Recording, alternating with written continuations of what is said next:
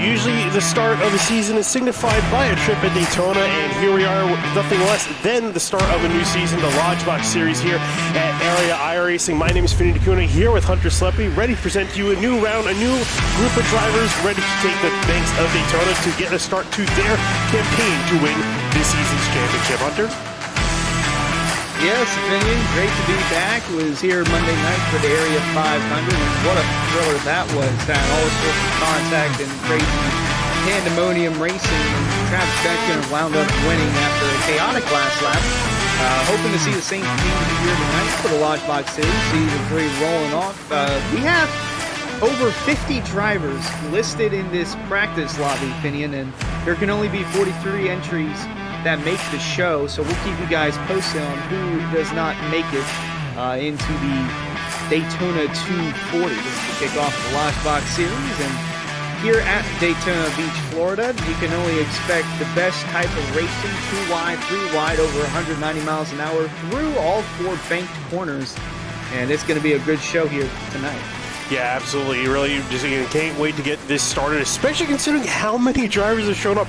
We've yet to actually see out of all 3 of the series have a group where we've had to send people home. Everyone's been pretty much able to race, and we've had pretty much at the limit 40, 42, 43 drivers in some of the series. And here we have 50 plus drivers showing up ready to tackle this series, and it's so great because we have so many drivers, but it's also a little bit unfortunate because we're, as you mentioned, going to be potentially having to send some people home. Yeah, there's a lot of open drivers in there that I can't really wrap my head around who's an open driver or who's not. But if you're a team driver, and we've got a good bit of teams here, if you're a team driver, then you're automatically locked in through that, and there's quite a bit of teams. David Weishart Racing, Sky Motorsports, and then we got the new teams, Darnell Racing, Expert Racing Esports, Keeping It Real Esports, Unacceptable Racing, Physicus Motorsports, Central United Motorsports, Dark Horse Racing, Peak Racing, and Miller Racing. Now, we do have some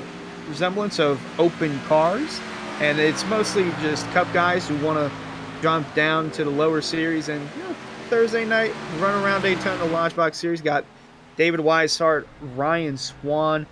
There's also a couple others, Brad Slaughter, Alan Balancino as well, and then Andrew Santo, Ed Robertson, AJ Roderick. All those guys are going to be open cars, including Caleb Steimer, who wound up winning in Season 1 of the Area Swift Lifestyle Pro Series in the ARCA cars back at Talladega. So he's an open driver and looking to make it to the main event. Yeah, taking a look here at Cameron Hearn, last season's champion, doing a great job in that series. 3 wins to his name, 2 poles. Wasn't necessarily the most dominant, especially looking at the stat sheet for Alan Elwood, but Cameron Hearn was the most consistent. Though he's all the way back in 43rd in the time sheet, we all know practice times don't really matter quite that much here at Daytona. Looking at Alan Elwood, the man was chasing him down. Also 3 wins to his name, 6 poles. Finished second in the championship, and beautiful Simrap Market livery on that paint scheme, on that car, looking absolutely fantastic. And then also taking a look at James Scioli, if I could find where he is at. It's not been the best of speed weeks for Scioli. Trying to find, where is he? There he is, back in 31st.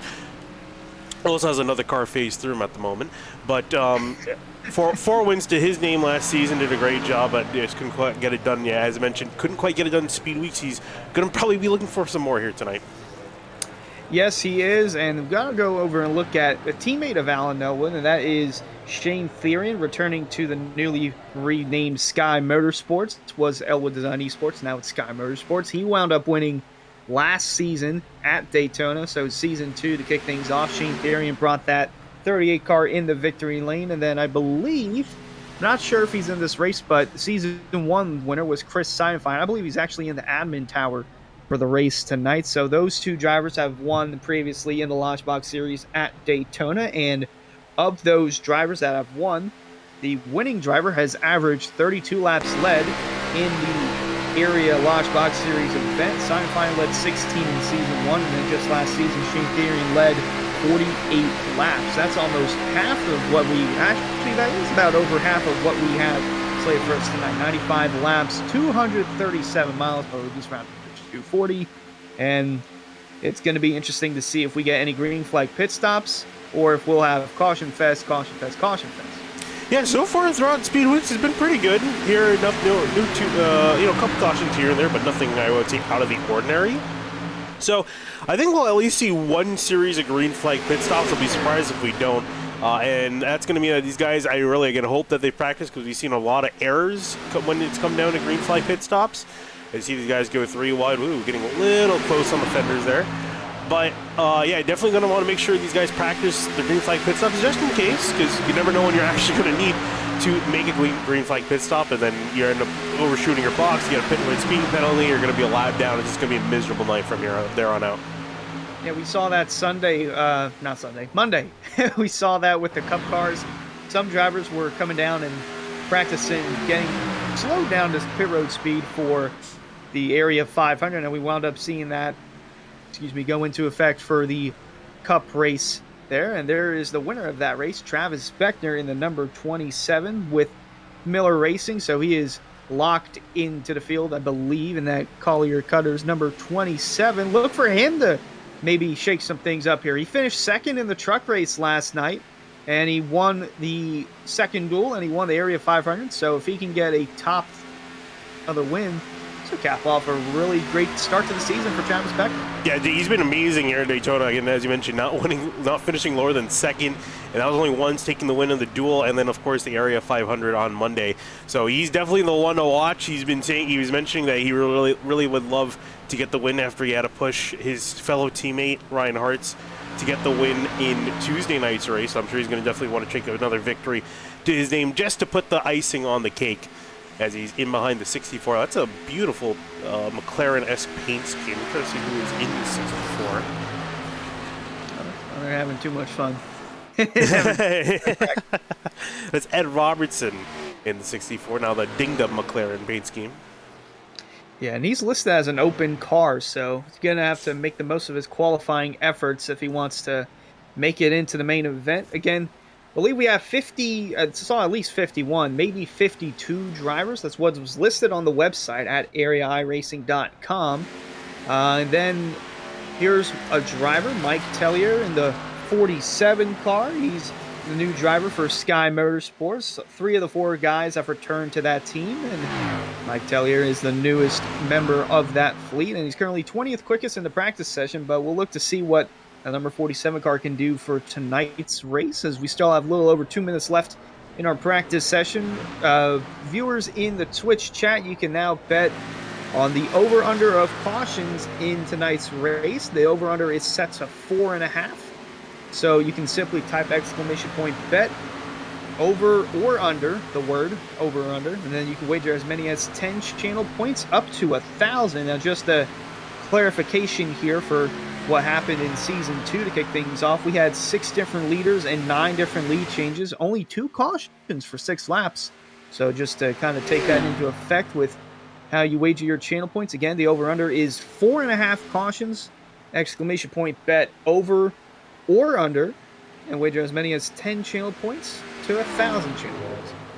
Yeah, that number 4.5, because honestly, I would say between 4 and 5 is a good number to pick for how many cautions we would have. So yeah, definitely get on that and try to predict whether we'll have either 4 or 5, or potentially more or less, depending on how it's going to go tonight. But with 43, at least 43 guys rolling off on this grid, it's going to be interesting to see, how many we're going to end up with. It could be a lot. It could be a very clean race. You never quite know with these things. Yeah, you never know, but qualifying will come down to it, and we do have 52 drivers in, so there's going to be 9 of them going home. Oof. A lot of disappointment for those drivers. They don't even get to take the grid. We see just a little bit of the practice here with Pack Racing. Here's Colin Fanbro, number 18 car, new driver to David Weishart Racing, along with Cameron Hearn. So that fleet has James Scioli, Bryce Senesac, Colin Fanbro, and Cameron Hearn. That seems like, just based off last season, a pretty stacked team to have running for a championship, not only just on the driver side of things, but for the team side of things. Let's take a look at Dwight Beverly in the 01, and then ahead of him in the 99. Just trying to confirm who that is. Tommy Ryan. That is Tommy Ryan. Okay, just wanted to make sure. You saw him. He and I forgot the other His, I'm assuming his relative. His brother, Jeff Ryan. Jeff. 37. I wasn't sure they're brothers. I never like to assume those things. I was pretty sure it was brothers, but yeah. So Jeff Ryan, Tommy Ryan, they were doing fantastic up until they just ended up getting caught in the wrong time, wrong place in the truck race. But both those cars up near the front of the field as qualifying has come to an end here. Going to get reset, restacked as qualifying is going to be out. And for all the open drivers, it's going to be very important to get a good qualifying time in. Yeah, got to make the most of your opportunities. Basically, you're going to see drivers run the top groove around the track to kick things off for lap 1. Then coming to the start of lap 2, you'll see them transition to the bottom of the racetrack down in the tri-oval, and that'll be your money lap. You got to make the most of what you can with that second lap because you might be going home, and that's certainly something you do not want to do. That's the number 44 car. Pierce Moffitt. Yeah, he was one of the first guys to get out there. Unfortunately, he's going to have to reset. Luckily, he made a mistake early on, so he'll be able to reset the car and get going. Yeah, better to do it down there than up to speed at 190 miles an hour. Here's Ed Robertson coming out. Again, Ed is one of the open cars listed in this session. 52 entries, only 43 will make it. And again, one of those open cars is Caleb Steimer over there. Got a fan over down in the chat. He's looking to make it into tonight's main event as well. And he does have experience on the Super Speedway. Like I mentioned, he won at the Talladega Super Speedway back in Season 1 for the Swift Lifestyle Pro Series in the ARCA cars. And oddly enough, that was in a controversial fashion because back then, you could actually go below the yellow line on the last lap to pass. And Travis Beckner was running in the not the capper, so he was running up front. He didn't know the rule, and Steimer passed him below the double yellow line, and Beckner had no idea. But now, I guess it's worked out for Beckner. He's won the Area 500 now, so he can add that to his resume. Yeah, I mean, you always got to learn at some point, right? Yeah, it takes a few mistakes, and you learn from it, you pick up on it, and as Steimer comes to complete his first lap, he will come flying across the top side. He's going to do one on the top side, one on the bottom side. Put the ticker up here because times are going to start coming up on the board. Steimer, the first one, put it down. 51.61. It's an interesting line there. He didn't move to the bottom until after the start of lap 2. So this is going to be interesting to see if that 21 car will make it into the field or not. And again, we will keep you updated on who makes it and who does not make it into tonight's Daytona 240. I'm going to keep you guys listed on that. Not going to confirm anything just yet. Yeah, let's try to look at some other guys that are also on the chopping block here. As Steimer, actually keep an eye on him as he's coming out of turn 4 right now. He will complete his attempt, and after that, it's going to be pretty much left up to fate. Comes back to the line, below the double yellow line, which these guys are allowed to do for qualifying, and Steimer's going to be up into 7th place for him. Yeah, I'm not sure if that lap's gonna stand. Not sure if that'll lock him into the show because he kind of had a different approach there than what we're typically used to seeing at Daytona. He was all over the place on that first lap, and Ed Robinson's kind of doing the same thing too. I would have thought on your second lap you'd keep your car on the bottom. Yeah, I think it's just. I guess this is the second lap. So interesting tactics here from the 64. Unless he felt his first lap was good enough and it's not going to get better, that's a lot to bet on, though. Yeah, well, we'll see here. Coming across the stripe, the 64 of Ed Robertson, currently 19th quickest, and his second lap jump him up. Well, where did that jump him up to? Nowhere. He stayed in 21st. Wow. Now that's going to cut it close there for qualifying. Alan Elwood currently the fastest on the board, and in the 74 car, 28th quickest is Malachi McGlashan. Over in the number 74 car, looking to make it in. Actually, he already is in. My apologies. He is listed under Physicus Motorsports. That fleet with Greg Mitchell, Garrett Grant, and John Furness. So it seems like he'll be making it. Here's Jacob Hudson. There's Brad Slaughter, another open car looking to make it into tonight's event. Oh, interesting thing. He's got you. If you listen to him, He's just burning off gas. I assume he's burning off gas.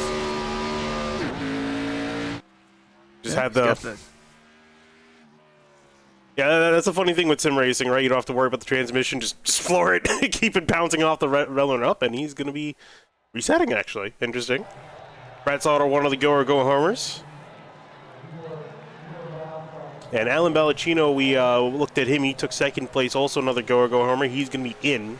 I would say pretty sure he's going to be in, with currently sitting second on the timesheets with many other drivers behind him. So, yeah, I would say so, too. That's a pretty good lap time of 50.49. That's almost up there with Alan Elwood's. I believe it's down to the thousandth of a second that Elwood just edged out the 70 of Balancino. And here's another open car looking to make it into the show. It's David Weishart.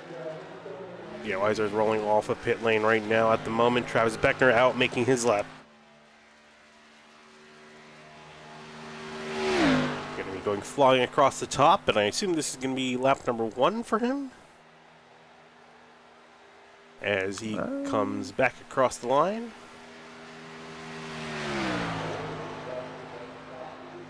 It looks like it is lap 1 for the 27 of Beckner. Yes, now I guess now he's on lap number 1.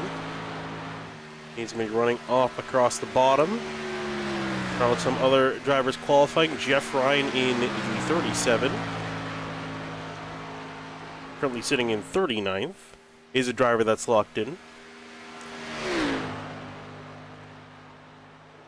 Looking to improve, though, on this second lap. And flying across the apron through the tri-oval for Jeff Ryan. Across the line for him. Puts it at a 50.4, all the way up to second place. Fantastic time for him. And so with his brother, too. Yeah. Tommy Ryan and Jeff Ryan, 1-2 at the top of the board. How fitting is that, right? And it's funny because it's a fixed setup. So there's not really not much you can do to the car, but hey, it depends on how you run it. And both of them doing a fantastic job going to be locking out the first row provisionally. Even more fitting, they race for the team name Unacceptable Racing. So I guess that's got to be acceptable of some sort. 1-2 at the moment. 3 minutes left in qualifying. Here's Ryan Swan in the 54 car. Now, he won our most recent event at a super speedway, which was Talladega, back in Season 2. And a chaotic finish there to the very end. Ryan Swan got the job done in the Dale Senior Throwback paint scheme for the number 8 car. So he knows a thing or two about winning on these super speedways, not only in the Xfinity car, but in the truck car as well, or in the truck as well, I should say. And now jumping up to third is Ricky Harden in the number 15.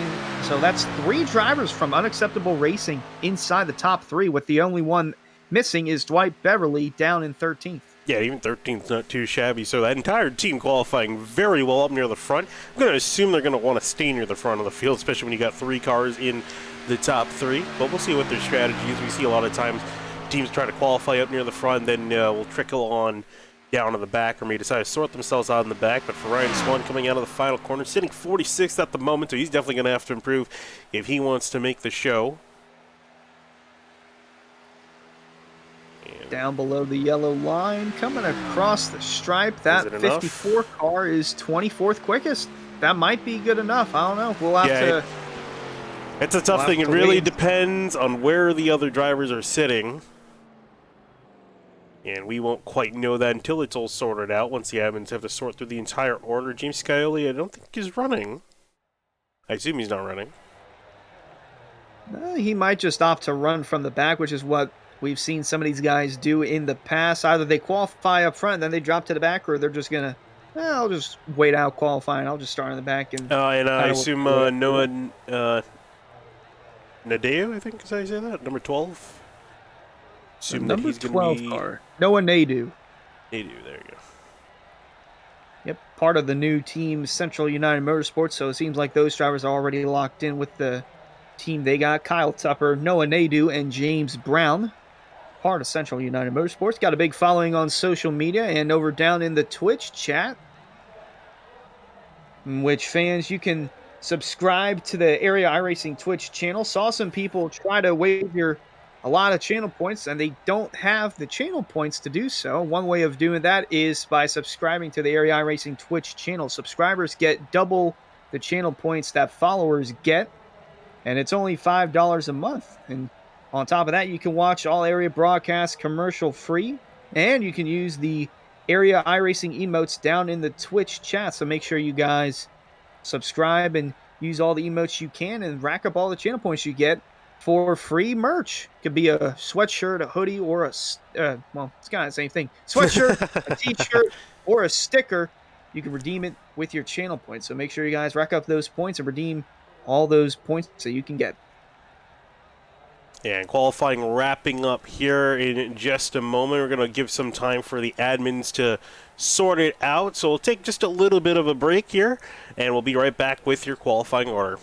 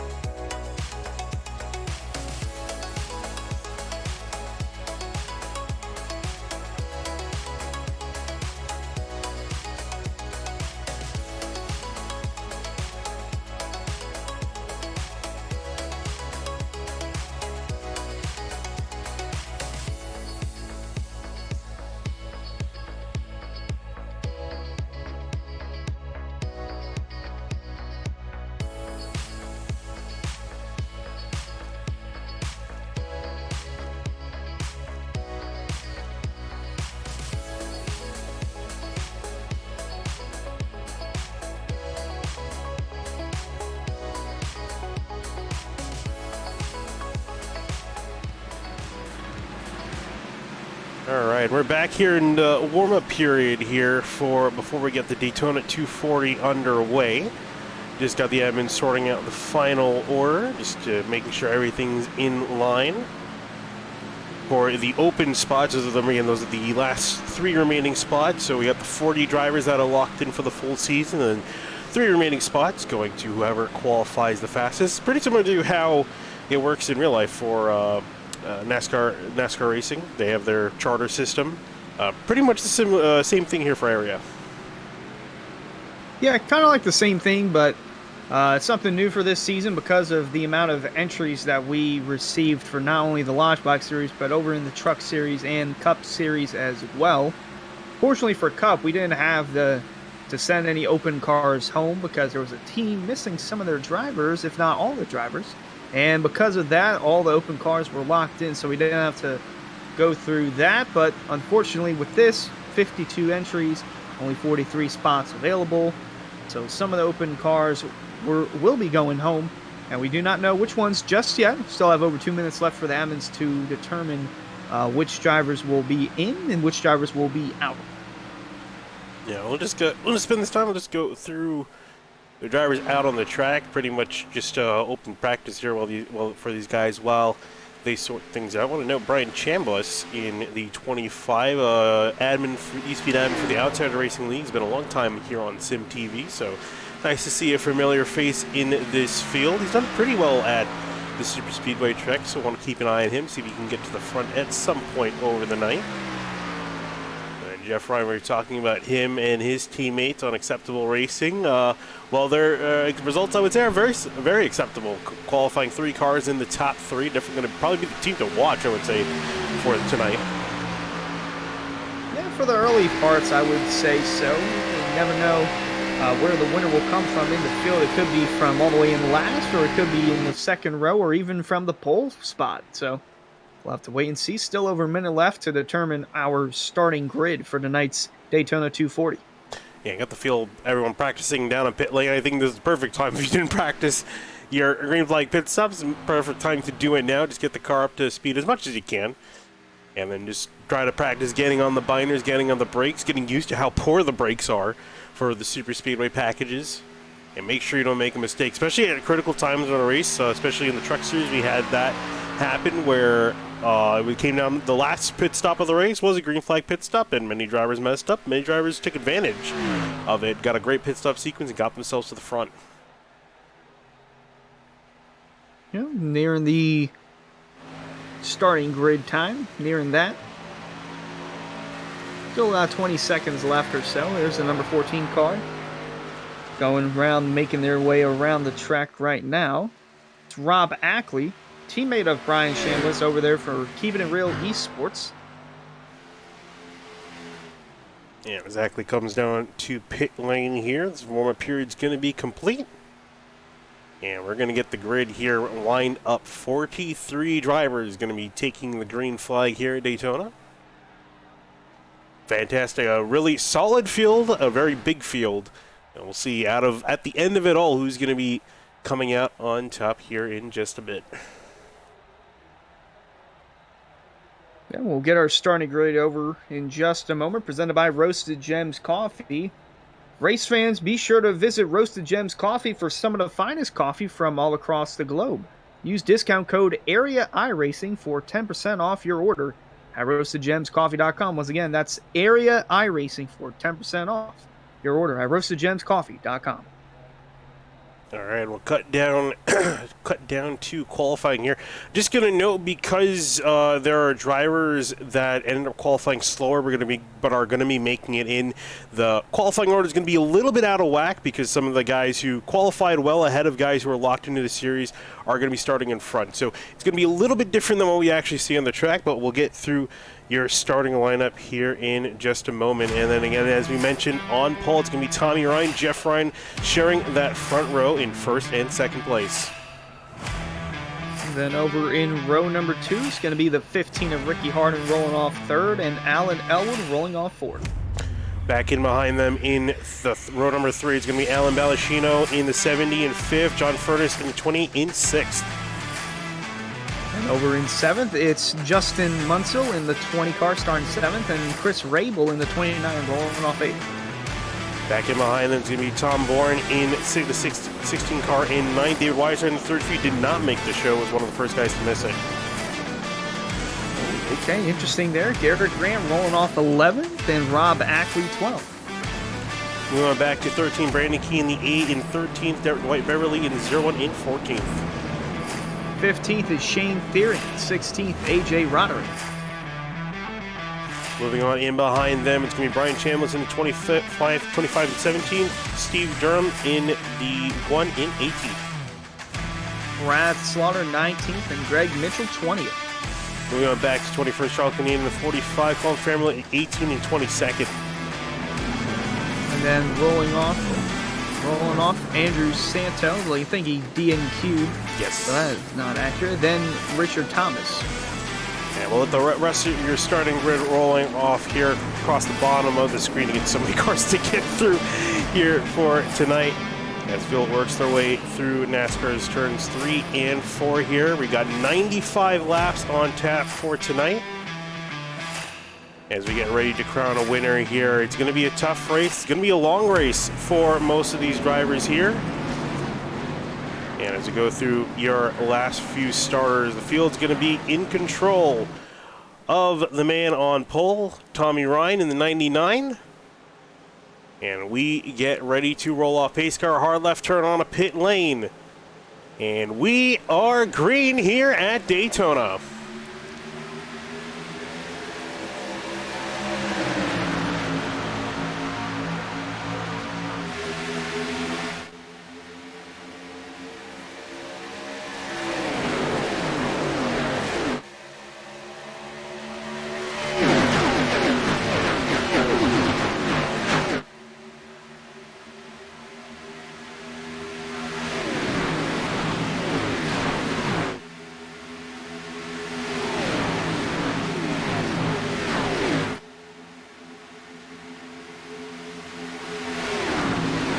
As the field works their way into 3 and 4, wanted to touch up again on those who did not qualify. David Weishart, Ryan Swan, Andrew Santo, Ed Robertson, AJ Roderick, Caleb Steimer, Spencer Brown, Brad Slaughter, and Charles Canina did not make it in. Car number 70, 20, and 16 were the 3 open cars that made it in, and leading the first lap close between the Ryan brothers. It's the 37 of Jeff Ryan in that lap. Yeah, and both of those cars immediately taking control of both lanes, not really moving a whole lot, just trying to control the field. And that's going to be a big thing as a team if you can try to control both lanes of traffic, although everyone pretty much opting for the bottom lane at the moment. I guess not too surprising there this early on. Yeah, 4 cars on the outside lane. The rest are lined up single file on the bottom, and then some more spread out throughout the 2.5-mile tri-oval of Daytona. And actually, I think the second pack entirely is forming. These guys are very spread out. And here's kind of the second pack of guys near the back. So already starting to see a change in philosophy. This second pack sort of mentality is it's always an interesting thing because you've seen many people try to do it. Unfortunately, a lot of times they end up losing the pack and can't quite get back up. Yeah, and then they have to rely on a caution or something else. If we have a car down there on the apron, still rolling through, had flashbacks of Sunday or Monday. Yep. I don't know why I keep saying Sunday. Had flashbacks of that. It was not good at all. And that lap car is Kyle Tupper in the 31. I'm not sure why it's showing him. I think it's because our plugins are listed him as out. He didn't take the green flag, so I think when he logs the lap, I think it might throw him back on our scoring. That is Kyle Tupper in the 31, getting to speed 2 laps down. Yep, that's Kyle Tupper, 31 of Central United Motorsports over there. Big following down in not only just the Twitch chat, but throughout social media as well. This outside lane with only 4 cars still rolling in tight with the rest on the bottom. Yeah, I do have some friends coming up. You see 67 there. That is Cameron Hearn, and behind him, Sheetarian in the purple 38 machine, jumping up there to join him. And some more and more drivers starting to get a little more racy. Ooh, I say third lane? Is that Hearn going to a third lane? Indeed it is. Well, this can only mean one thing. Either it works or it causes a wreck. Or it doesn't work. That's 3 things, actually. Well, something's about to happen. Last thing we want is for these cars to get wrecked up, especially so early on. I think he was trying to test the water, see if he can make something happen by himself. We also see the Truck Series guys are able to actually manage to do that. In the Cup Series, they're able to do it without too much issue as well. Xfinity car, the B car, not quite looking that way. He's going to try. He's continuing to try to do it. He's going to settle in behind the 8 of Brandon Key.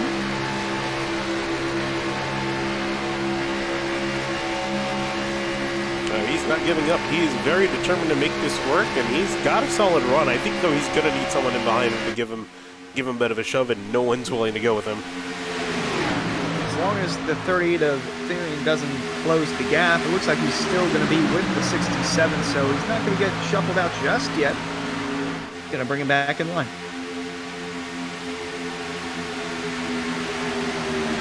Fairly orderly start to the race, at least in the top few positions. Not a whole lot of exchanging going around. Everyone kind of just picking a lane and sticking with it.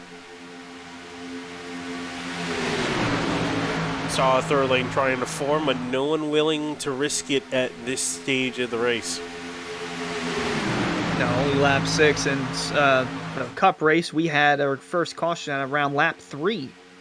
So we're already on lap 6, no yellow there, but there you can just see the train of cars over there forming on the bottom. Got a lot more cars on the outside lane, but they have yet to, I shouldn't say they've yet to make an impact. They have made an impact, but it's still just stagnant up there. As now the inside lane, first 2 cars are clear. That's the 99 of Tommy Ryan and the 15 of Ricky Harden, although run on the outside coming back with the 37 of Jeff Ryan, followed by Alan Elwood. Field going off into turns 1 and 2, you can see how stretched out the entirety of the field is. Well, back, many drivers just electing to run single file near the back. See there any big names near the back of the field. And we got here James Scioli sitting in the 7 car. Rex Hot Sauce on the side and on the hood. Technically started in 51st on the timing sheets. Currently running in 34th. He's trying to work his way up through the order. Paul Swerve and Irvin also started near the back. Hasn't really gone a whole lot forward. Just kind of one of those guys just sitting there and riding it out. Yeah, Paul Irvin really lives up to the nickname Swerve and Irvin. He will keep that car up towards the front, and he won't be afraid to put a little bite into the wheel, get it a little sideways, and keep that thing rolling. Yeah, you can see this is the look that he's got ahead. If he wants a chance to win, he's got to pass all of these cars ahead of him. and it's a lot. 37 cars to work through. He wants to have a chance at taking the win in this race. Taking a look back up to the front of the field. It's still pretty much a traffic jam. 2 by 2 they go. Where will they stop? Nobody knows. Probably at green flag pit stop. Probably we're going to see this order really get shaken up. I don't think anyone's willing to make too big of a move. No, not just yet. We haven't crossed double digits yet. It's going to be a whole different scenario, though, when there's 10 to go rather than reaching lap 10 of completion. Yeah, we saw the Area 500. I think we saw those guys. They were racing the entire race like it was 10 laps to go. It got very hectic, very crazy, but they were still able to keep it orderly for the most part throughout the entirety of this race. Yeah, and one thing to worry about in this race, kind of like what we saw with Monday in the Area 500, lap cars. This season a year ago, well, this race a year ago in Season 2, there was a lap car that was pulling low off the racetrack coming into Turn 3, carried too much speed on the apron, took out the car running third place, and created the big one with the main pack. And that's kind of what we saw Monday. 2 lap cars colliding on the exit of Turn 2, creating the big one down the backstretch for the Area 500. Hoping we don't see that in this race. Gave me deja vu. I do not want that to happen again for the second time in a week. I'll check Kyle Tupper. I was wondering where he was. I wasn't sure if he actually caught the field or not, so he did. So everyone's still in one big pack across pretty much 5 seconds or so. They've all started to kind of close back in a little bit more compact than they were when they took the green flag. Kyle Tupper listed as 2 laps down. Yeah, he didn't take the green. Not exactly sure. I'm not sure there's a miscommunication of who was in or not. Was he actually one of the open cars? Or no, he's listed as a team driver, correct? Which driver was that again? Tupper? Yes, he is a part of Central United Motorsports. Yeah, so I guess for some reason didn't take the green. Was able to roll back out of the track as eventually 2 laps down. Granted, though, if there's a caution, he should be sitting pretty good because if a caution happens early on, he should be sitting pretty good because he's the only car a lap down, so he'll easily get at least 1 lap back and then hopefully find some more luck throughout the night and get that other lap back and he'll be back in contention. Yeah, still early on and plenty of cars in the field, so there's bound to be a big wreck to happen at some point. It's just inevitable. But well, we're getting word in the chat that his iRacing crashed, leading to him not taking the green, and that's why he's currently 2 laps down. That's always unfortunate. I can tell you that I've also been dealing with some technical gremlins over the last week or so. Luckily, I was able to get it fixed. It's been going good. I think if it was going to crash, it would crash by now. So sitting good with that. Taking a look at Travis Beckner, he's been making some pretty solid gains. Started 37th all the way up to 18th. Currently up, trying to do the math on that really quickly, almost 20 positions, just about 20 positions since the drop of the green flag. So he's a man on a mission, although his mission is going to be cut, I wouldn't say cut short, but impeded pretty quickly because there's no real way to go except making a 3rd lane at the moment. Yep, just in front of him is the boss man, Dawson Miller. We can ride on the in-car and see what number 56 of Dawson Miller sees out the windshield. I assume you knew that was coming. Yes. He was disappointed to learn that the name was going to cover it, but all for funs and jokes. Isn't there a way to take the name off? I just want to see people run it without the name, unless I'm thinking of another car. Someone needs to tell Dawson Miller race that. I'm sure he would love to. Actually, is he running a custom number? I think he is, right?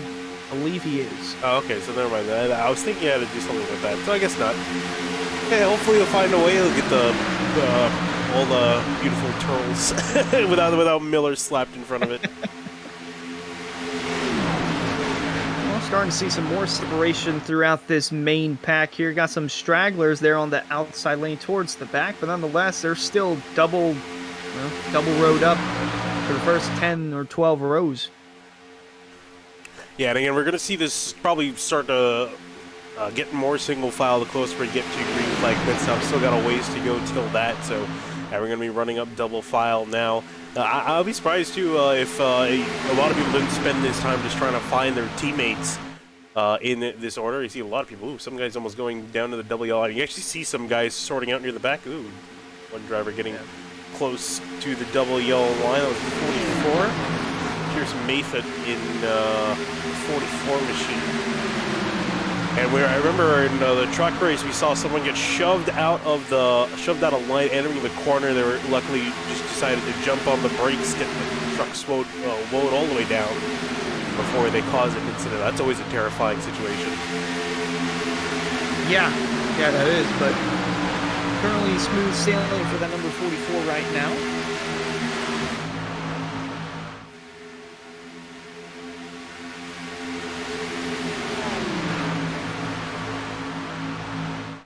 Notice the second pack, some guys straggling near the back. It looks like they, as you mentioned, they're starting to get, well, just sort of. There's Beckner. That was a very late, I'm not sure he was trying to look and see what was going on ahead. That was very late approaching the corner. A little too late, but it still worked out nonetheless for Mr. Beckner. Yeah, last thing would have happened is something like that occur, and then someone takes your spot in lane. That will always be very awkward. And by awkward, I mean you're going to probably end up with someone in the wall. Behind all the madness, though.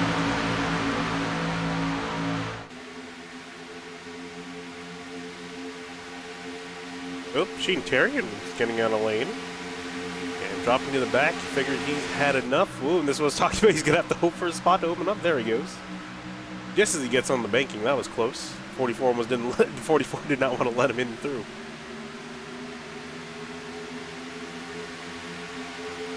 Got some three-wide action. It's actually Alan Elwood dropping toward the back. He was currently second, pushing 15 of Ricky Harden, but now he is opting to. I don't know if he opted to fall in the back or got that bump, but nonetheless, he is dropping towards the middle. Wouldn't say the rear, towards the middle of this pack. Yeah, pretty much all most of the top 20s kind of double file up near the front, then some more separation for guys just kind of hanging out there on back. So as you mentioned, going to be pretty much going to get thrown into the midfield around 20th place. Hard, you can see leading that outside lane. Still unacceptable racing, doing a great job controlling the field. All four of their cars are in the top 10. Don't know how I was trying to say that. All four of their cars sitting in the top 10. So they're having a fantastic day at the moment. Words are tough sometimes. Yeah, words are very tough. I've said very, very many weird words over the years. Looking up in that inside row, the second car in line is the 20 of Justin Munsell in the pink number 20, pushing his way through for the leader of the 99, Tommy Ryan. That's a crumble cookie car. Yeah, very nice shade of pink. Don't really see this shade too often. I think really mostly with, I guess, like the BWT cars sponsored in like European or like Formula One series. Don't really see this shade. Very nice. Purple and pink, I feel like, are very underutilized colors for race cars. Oh, they are. I personally like I like pink whenever it's this time of year, October, Breast Cancer Awareness Month. But the crumble cookie color is pink, so that's an interesting look there. And then speaking of purple, got Alan Balancino on the second car on that outside lane, pushing Ricky Harden, trying to get up front and edge him out to get the lead. There in the number 70. Yeah, he's been up here all race long after a really solid qualifying effort up in the 5th to make sure he secured that open spot. And has been doing good ever since then. Trying to see if he can take the lead, though. He's got the 15 of Harden right in front of him on that outside lane. Well, Harden's going to lead that lap, but not for long, as Ryan on the bottom, Tommy Ryan, 99, going to look to get a nose in front of him heading into turn 1.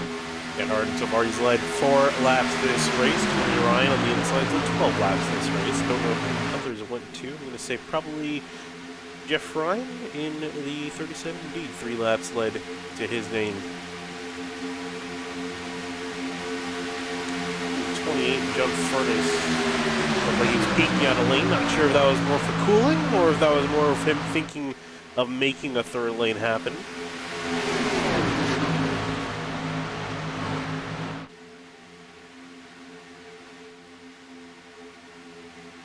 Rocketing through the tri-oval now. 20 laps in. Very calm start to this race. Gotta always wonder if it's the calm before the storm, though. Oh, definitely. There's still over 70 laps left in this race. This is definitely the calm before the storm.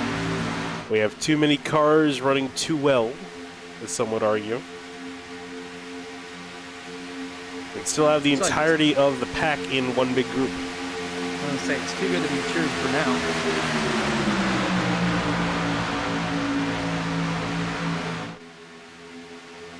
Well, I can see, I wonder, I mentioned Brandon Key sitting in the car. Started off in 13th up into 10th, haven't made a whole lot of noise.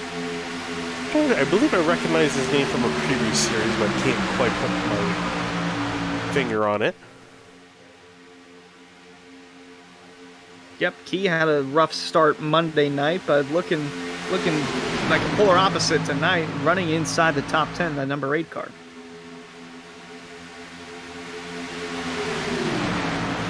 It looks like everyone else behind the leaders have single filed out. E-lane, there you see Shane Terry, I think he's dropped back even further. Back in 2015, Cameron Hearn.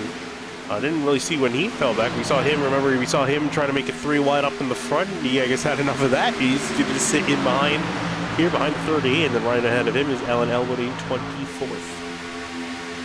It's a marathon, not a sprint. Oh, and there's some close quarters racing there. Back up front, though, still Tommy Ryan on the bottom, Ricky Harn on the outside. Both lanes being led by unacceptable racing. Yeah, big thing is going to be how are these guys going to get sorted out, and I think really the big thing again with the way this race is going is green flag pit stop's going to be big here, because that's going to really determine how everyone gets shuffled out. And we could see some guys lose the draft if they end up making mistakes, because this race looks like it's going to be a little bit more greener than some others, again, looking early on. Yeah, last year's race, again, only 2 cautions for 6 laps, and one of those was at the fault of the lap car, just making a poor decision there. So if we don't get that, then there's likely only 1 caution in the race from last year, or last season, I should say. Yeah, I'm just hoping we're not going to get lap cars like we did at the Area 500. That was too much for my heart to handle.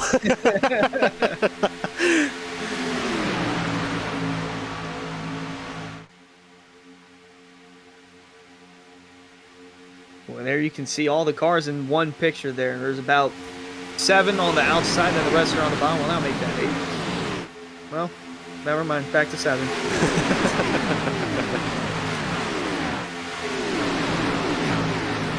Calm and collected is the name of the game at the moment. And we see Alan Elwood jumping out a lane by himself.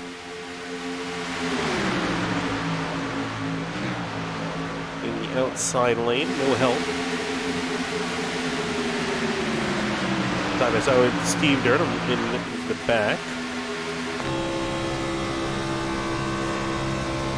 Adam Porter. Yep, you mentioned Steve Durham in the 1. Part of Expert Racing Esports with Josh Franks, Garrett Heath, Stephen Kinnard, and you mentioned the 1 of Steve Durham.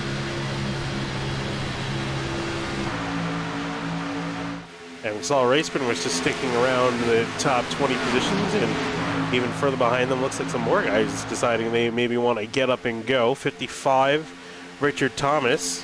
That's a name I recognize. Let's do a different Richard Thomas. And Mike Tillier in the 47 on the outside lane. Yep, both teammates of Sky Motorsports, a really rebranded team. Was known as Elwood Design Esports, now rebranded as Sky Motorsports. Mike Tellier is the only new name for that team. Everybody else is returning. Shane Theory and Alan Elwood and Richard Thomas. Car in front of Tellier is riding on board with him. Yeah, leaves his teammate out to dry, at least for a second there. Decided to jump back in below. James Brown in behind them in the 17 car. Some more, it looked like they were losing some guys in the outside lane. I guess more guys are getting feeling a little bit more racy at this point. Probably about as we're just over halfway towards green flag pit stops. We're nearing that green flag pit stop eventually it'll happen, but with all these guys running close knit to each other, we had some close calls there Monday with drivers trying to slow down, and some overshot their pit stalls, and some were close to making contact coming into pit road. So it's going to be interesting to see how this works out with 43 cars. Starting out back at Tommy Ryan in the lead. You see a bumper full of Justin Munsell behind, giving him a push.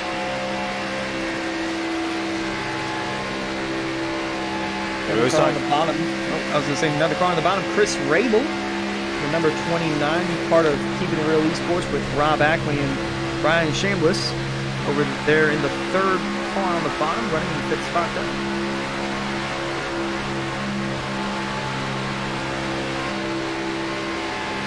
Brian Chambliss running 25. And that blue car in the 14 is Ackley. So got all three of those drivers down on the bottom, with the only one kind of in the middle is the 01 of White Beetle in between the Keeping It Real Esports guys.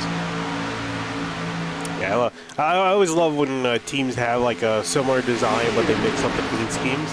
It makes it easier for us because I don't know if you saw the Truck Series race. There was a Team 5 Wide Esports, and they had 5 cars all identically painted the same paint scheme and number and everything. I think only one of them had white wheels, which I think was probably a mistake, but all identical gold and black. So it was easy to tell they were teammates, but hard to tell who was actually who. Can only imagine how that must have been. Yeah, it was even worse for me because I was going off of Kyle's Discord stream, so sometimes it was going to like 480p or like 320p, and I could barely see the number. I was like, it's one of them. One of them's involved in wreck, didn't know who. As we approach lap 30, race fans, a reminder down in the Twitch chat, you can make a donation to the American Red Cross. All proceeds will go towards the victims of Hurricane Ian and the relief fund that devastated the Florida area and the Carolinas and many more areas that were affected by this hurricane. Again, we're halfway towards our goal of $250, and once again, all proceeds will be donated to the American Red Cross in support of those for Hurricane Ian relief. Yeah, definitely, especially quite a few drivers. Ooh, see the 20 hello. Late out of lane there. Not sure what happened off of turn 2, but looks like he should be able to get back on the track. And there he goes. Whoa! Uh-oh. Hang on. Oh! There. Oh! He's sliding it. That was exactly reminiscent of how the first wreck happened from last season. So not sure what happened to the 20 of Munsell for him stepping out of line, but couldn't quite get back onto the banking before. So we'll take a look early at our lap market replay. Yeah, I'm curious if he maybe got bumped from behind or caught the apron off of the turn. Oh, I think that was intentional, actually. Yeah, it looked like it was intentional, and then we'll take a look here as he was coming back onto the track, because this is where it got really crazy. It just got on, and I thought he would be able to merge up quickly, but I think that banking, you really underestimated, because you could see how the car is getting picked off on one end, the wheels are not connecting on all 4 sides, and just got loose. Yeah, it did a little slide there in the 20. He's still rolling. There was no yellow for that incident, so if you pick the over on cautions at 4.5, you are it's not looking good.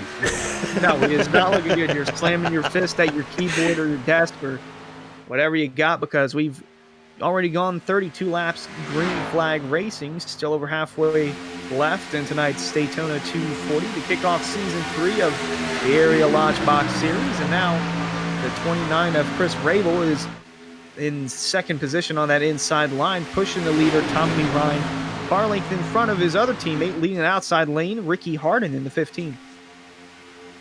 Yeah, it looks like with that we lost a few guys in the outside lane. I'm not really sure it's related. It just looks like some more guys peeling off. So only 6 cars in the front on the top lane.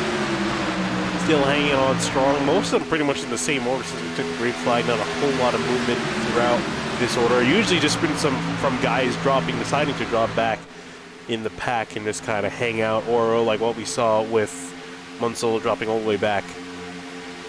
He's actually currently sitting, so let's see, field is entering turn 3 now. He's coming off of turn 4, so he's actually going to get caught probably in the next 5 to 10 laps here.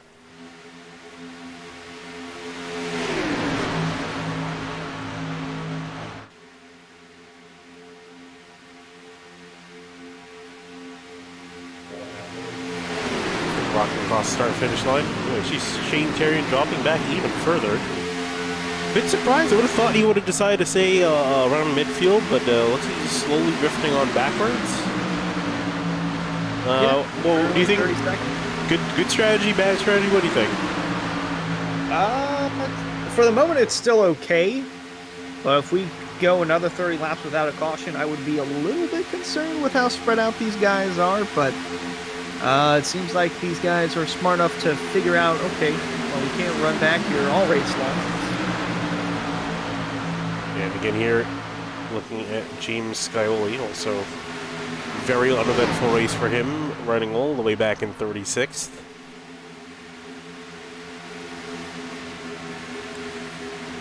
And Cameron Hearn, as mentioned, last season's champion, sitting in 25th. I think this is probably where, Senizak. Bryce Senizak taking an eventful trip to the apron. There were a couple cars in front of him, too, that kind of did the same thing. They poke their nose below the double yellow line. Not sure if the car is running too hot or what, but you can see up there in the distance that some cars, but Senizak went way lower than the rest of the cars. Yeah, I've seen a lot of these guys deciding to do that again, as you mentioned. I think part of it just to get some cooling. Whoa, 17 really loose for a second there. Not sure if that took a quick look at the replay for that, because he was pretty off the pace. Looks like some guys are just starting to lose some handling, or some issues going on. I'm not sure if it's just running orderlies for so long, some stuff starting to kick off, or Just coming in. Yeah. That's James Brown in the 17, part of Central United Motorsports. Great team name. Let the audience figure that out. It's great. They have a very, very passionate social media presence, not only just on the Twitters, but also in the Twitch chat as well. Did we miss something? Huge amount of separation here, back from the 44.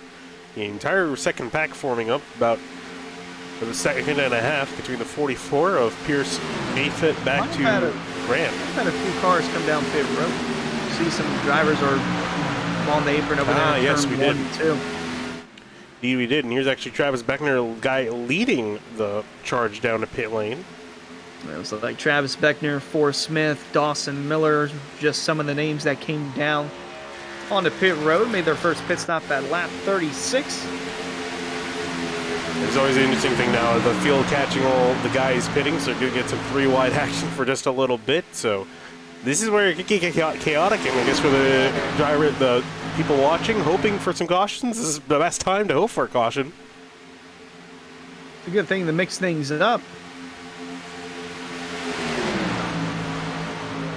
Beckner actually got really far ahead. The field has still not caught him.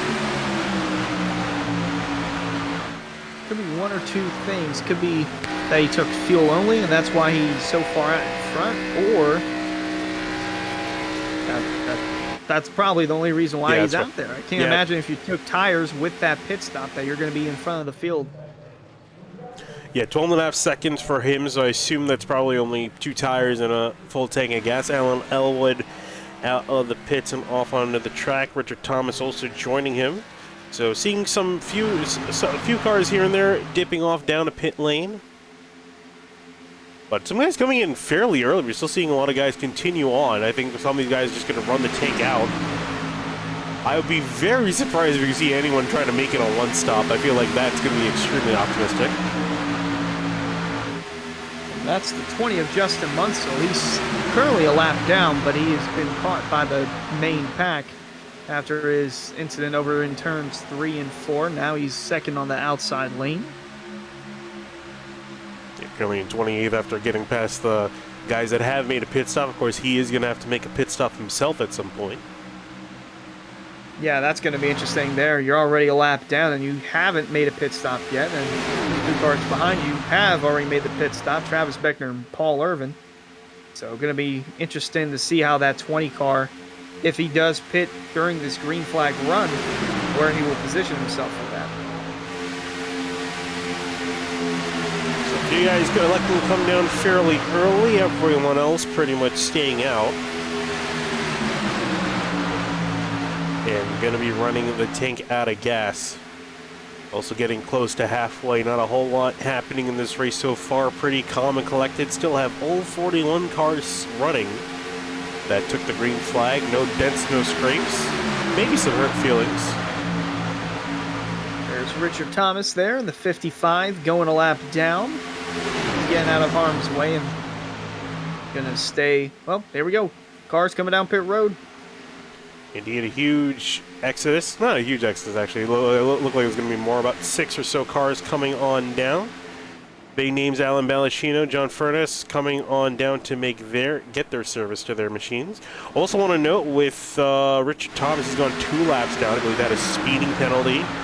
So he is going to be very far behind the ball compared to the rest of his competitors. Yeah, he is going to be wishing for a caution to come out. And a couple more after that. Yeah, definitely. He's going to need quite a lot of good luck coming his way. Taking a look at this group of guys getting off on the pits. Looks like everyone got away without much issue. Taking a look at the field here, any more guys coming down. Imagine the tank's starting to run empty. Here we go. Here's a decently sized group. Most of the leaders coming down this time by. Notably, a lot of unacceptable racing cars. And the pink car, Justin Munsell, coming down to get his car serviced. And everyone working their way to their box. You can see, look at those guys taking all the top 3, and the 99 getting close there. Almost went flying on through.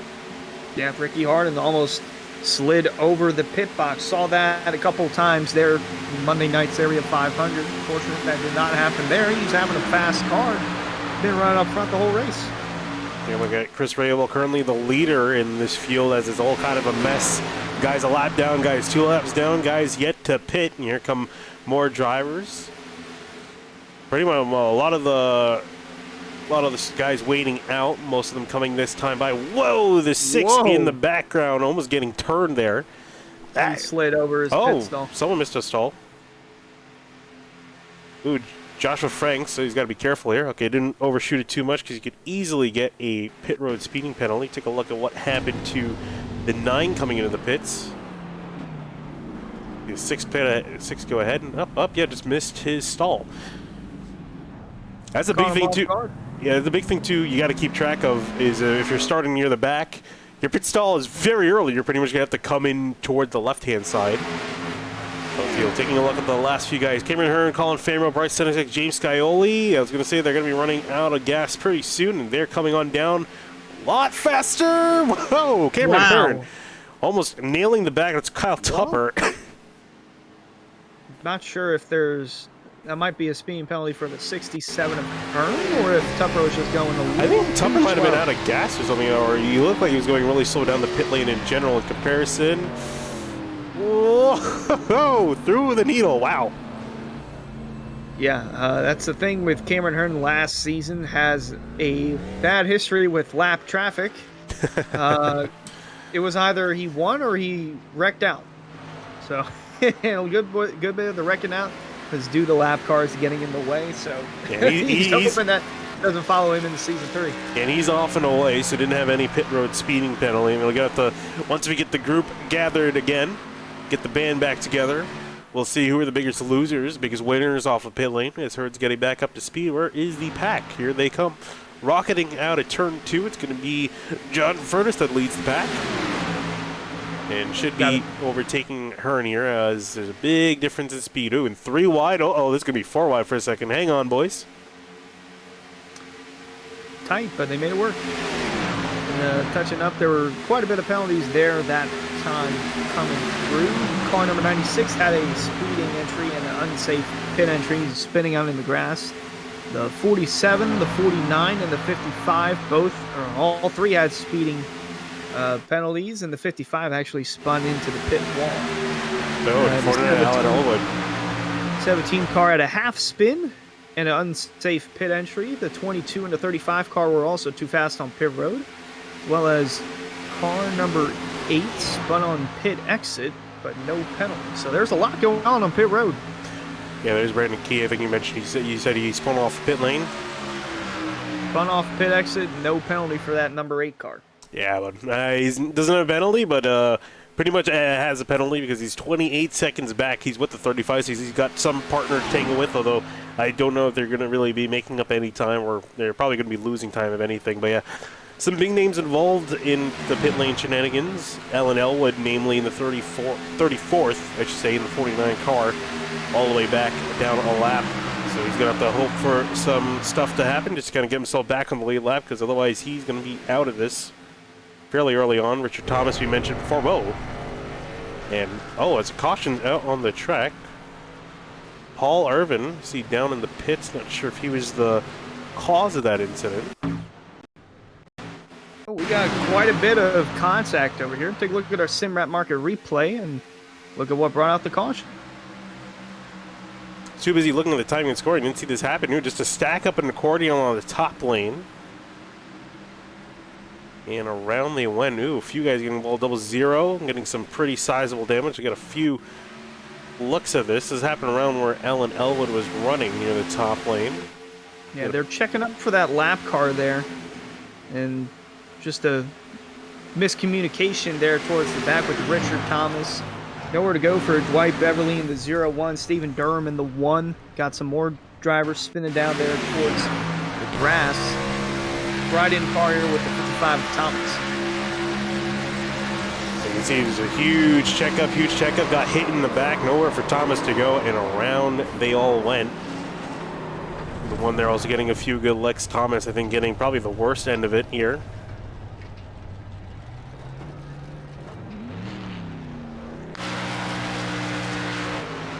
Caution just after we finished green flag pit stops. Can you imagine? Actually, this is a bit of an interesting time to come out, because you may think, why would you come down pit lane again? Well, you might have enough gas to make it to the end. Might. You never know, though. You never quite know. I'm curious to see if we see anyone gamble with it here. I think we're going to see a lot of guys coming down, maybe just to top it off. Wouldn't really hurt to do so. Still a lot of racing left to go. And yeah, majority pitting is coming down to top off on gas. I think the 20 of Justin Munsell is going to be a happy man, because he's going to get his lap back. Yeah, that works out huge for him. And he just recently pitted too, so it's going to be pretty smooth for that number 20 car. And only at Daytona. If this was a different track, might be another situation there. Yeah, I think he got also really lucky with that, because a lot of the guys he was racing with for that lap, the lucky dog spot, were involved in that wreck. So definitely another bone thrown his way. 44 here of not the 44, 41 here of Jimmy Rigney. Looks like he's taking control of the field. He's currently scored as the race leader. Yeah, so looks but like Moffitt was in front. That's what I'm wondering. Okay, unless he's there's dropping Moffitt to the back. Yeah, there he is. I wasn't sure the 41 over jumped the gun there. One spot too many. So it looks like the 44 is going to take the lead of this race. Taking a look back, so it looks like 44-41.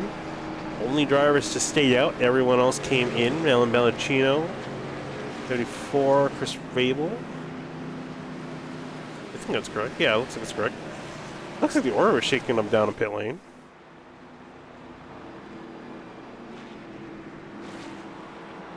Don't even know who's leading coming down to pit lane, but I know Ballacino is near the front. So slight shuffling of the order, it seems.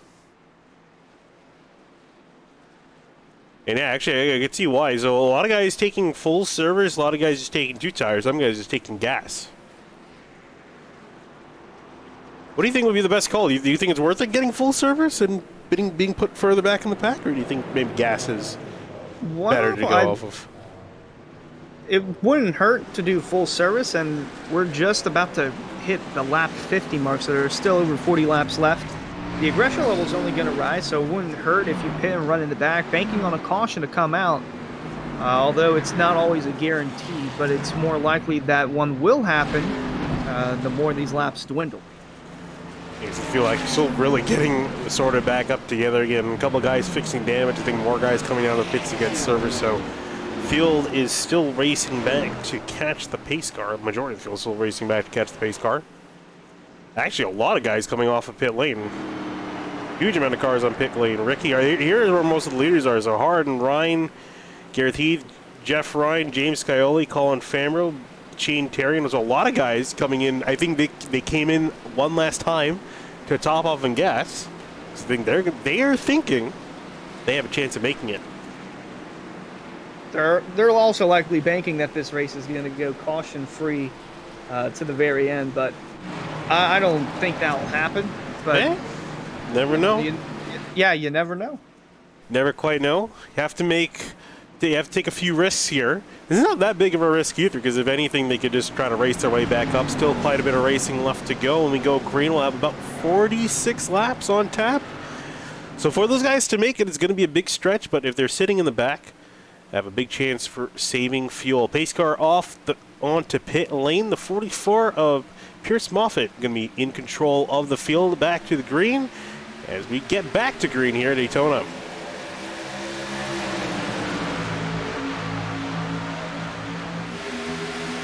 Boy, that top did not go at all. Yeah, you can see how many people are back single file because they had pit coming to the one to green. I was like, did we even restart? It's just like it started. Yeah, 41 did not get going. 74, Maleshkin in behind. I'm sure he's wondering. Gas pedals on the right, buddy. And actually, that gave an opportunity. Alan Balancino going to take an opportunity to get to the top side and take control of that top lane. Run. Yep, Balancino over there leading the outside lane with the 74 of Malachi McGlashan over there, part of Suzuki Motorsports. Haven't talked about him too much tonight. He's in a good spot right now, just like our race leader, battling for the race lead, Pierce Moffitt. Haven't talked about him or the 41 of Jeremy Ringy down there. Chris Rabel, he seems to have picked up right where he left off. Third car on that bottom. Or actually, top. He's on the top. No, he was on the bottom. No, he's on the bottom. Forget everything. Is he a top or a bottom? Well, right now he's currently running the bottom of the track, and so is the car behind him, John Furness. Moffitt making a move to the outside. Balancino stuck on the inside, so some guys racing aggressively in the front. Everyone wants to lead. Some squirrely moves being made. Yeah, and I guess as we're getting to that point now, you get that one caution, and all of a sudden everyone wakes up and feels like they want to win this race immediately. The aggression. Oh, speaking of which, big hit in the background. Car spinning in the middle of the track. The 9 around. Somehow we don't have the caution. Wow. That's Senesac in the 09. It looks like Scioli in the 7. They're both plowing the grass. Joshua Franks spawning was one of the cars spinning. This as they were going 3 wide out of turn 4. A hit check there. One of the drivers, and somehow everyone avoided this. Wow, who was that one guy that just avoided it coming down pit road? Take a few looks at this. This is a wild incident. This is on board the 7 of James Scioli. And he didn't really see much of anything here at the moment. Then just a big checkup. Almost hit the 6, somehow avoided the 9. Try to see if we could figure out who, I think, was it Garrett Heath, the driver that you saw exiting down pit lane? Oh yeah, indeed it was. Wow. Right on board real quick before we go back live. Garrett Heath taking evasive action here in the 23. Oh, he actually got hit kind of down pit lane. Whoa! Wow. Great car control right there. Yeah. Fortunately for all of these guys, I'm sure they got their pit lane penalties cleared. However, they have a lot of them have lost the lead pack, I should say. Here's Gareth Heath running Bryce Senezak off the tail end. Justin Munsell, I'm sure he was so happy to get back in this race, and then he got involved in that, so he's dropped some spots. Cameron Hearn, James Scioli trying to work together here. They're sitting only, let's see, about 11 seconds behind the lead, so they're pretty far off. Stefan Kennard in the 6th. He's also ways off. Colin Fambro by himself. So a lot of these guys just trying to find someone to work with. And again, these are all the guys that were hoping they can just sit in the back, ride off the throttle, save some gas. Unfortunately, now they're in a situation they have to burn some gas to get back to the leaders. Some more than others, but the main pack still calm as can be. For now. They're quite a bit away. Yeah, for now. Quite a bit of ways away from the rest in the back. There's some squirrely moves once again being made. Ballacino up on the outside. Moffitt down on the bottom. Gonna have help from Chris Rabel in the 29. Yeah, a bit of rock, paper, scissors up near the front. Moffitt, Ballacino, Rigney. Neither one of them can decide who wants to be in the lead. All of them want to be in the lead simultaneously, it seems. Always making moves between 3. Everyone else seems to be kind of backed off at the moment. Over there running inside the top 10 is Greg Mitchell in the number 2 car running. Whoa. Haven't talked about him. Oh, got a car low on the apron. Is that Hunter Collier? Hunter Collier. Collier, sorry. Stuck on the bottom. Not sure what happened here. If he got hip jack. Oh, yeah. 31. Got into him hard, and he somehow managed to get it low down. Great job there. Wow. And actually, if I'm not mistaken, I think the 31 was involved in the first incident. Kyle Tupper, 31 from Central United Motorsports. Looked like that's Elwin making it 3 wide. Oh, yeah, he got turned. He was a victim there. He just got turned off the 49. So a lot of minor incidents, I quote unquote minor incidents. You could argue that first one was basically a caution that for some reason didn't fly.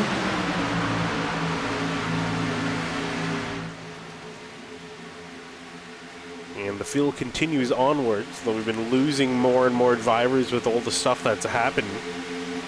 A lot of checkups, causing the field to get spread out. Only the top 14 that seem to be in the leading pack.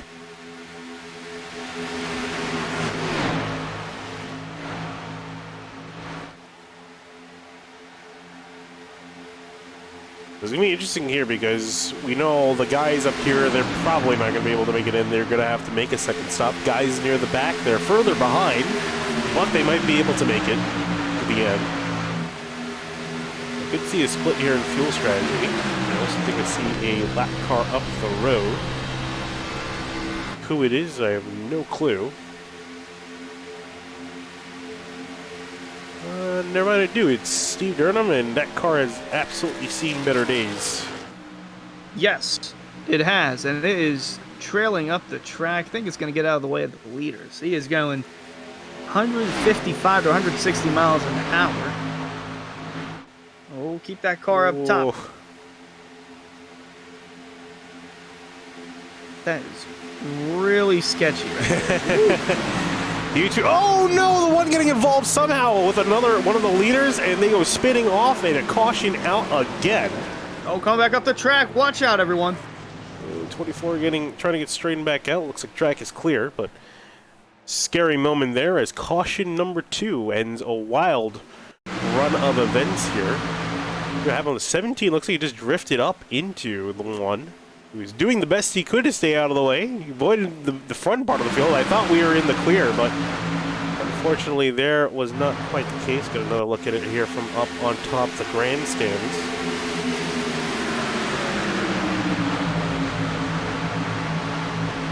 That looks like he just clips.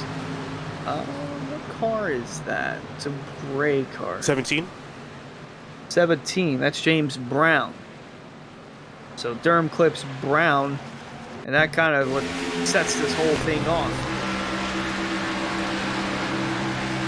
He just came up in front of the 1 trying to get back in line. And it created this little incident down over in the turn 1, or the entrance of turn 1, bringing out our second caution of the night. Well, I guess you throw out the fuel mileage, fuel strategy. That's out the window now.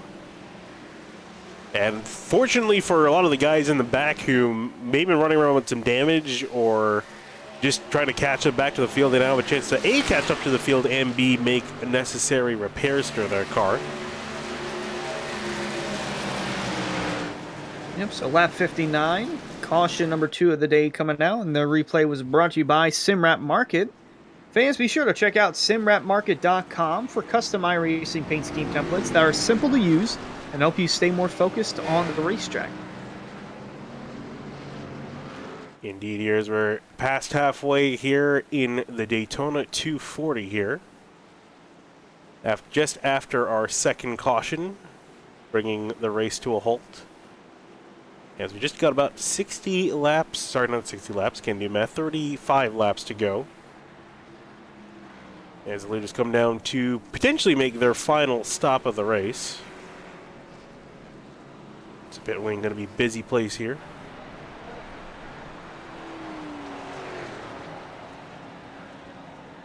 And I think at this point now, really, with these final set of pit stops going through, this race effectively becomes a sprint.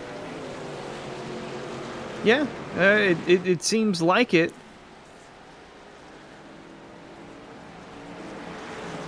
Didn't take a chance to take a look at the weather earlier on. So we're going through the field. Air temp 71, track temp 73. So nice and cool here at Daytona. Humidity doesn't make it any better. Yeah, notably too in practice, very cloudy. It looked like I think it ended up getting better as the went to the race session. Clouds seemed to go away.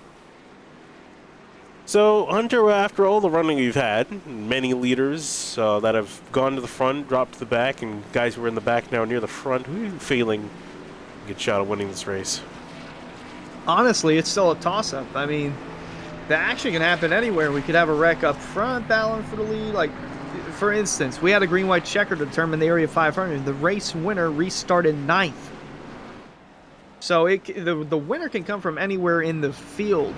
Doesn't matter if you're running up front all day long. All you got to do is lead that last lap, regardless of what's happened to you in the previous 90 laps or so that have happened up to this point. As we're looking at a race recap, still 36 to go. Going to be 35 when we cross the stripe, 34 when we get the green flag.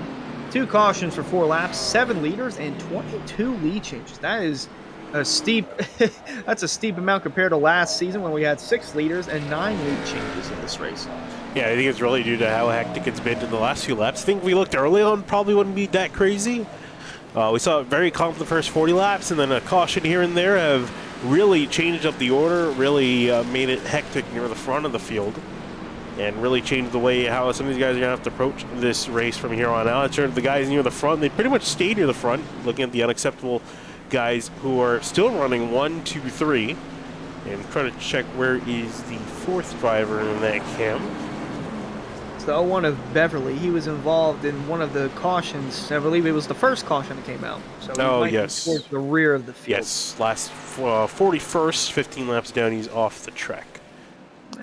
So one of the cars out of the race for them, but otherwise still running very strong in that field. Get double file up here for this restart. It's going to be Hardin Ryan. Then looking back, Jeff Ryan, Alan Balacino. Balacino, you're talking about people to win a race. I'm honestly keeping my eye on the 70. He's been pretty good. Seen him make some pretty solid moves. I think going to have to skip the competition with the other 3 guys in front of him, but I think if I were to pick someone, I would pick that number 70 car. He's looking pretty strong. Yeah, got teammates all over the place here in the first 3 positions. I will say Unacceptable Racing is a team to watch out for the remainder of this race. And then over in the 3rd row, you got Malachi McGlashan and John Furness over there, the 74 and the 28.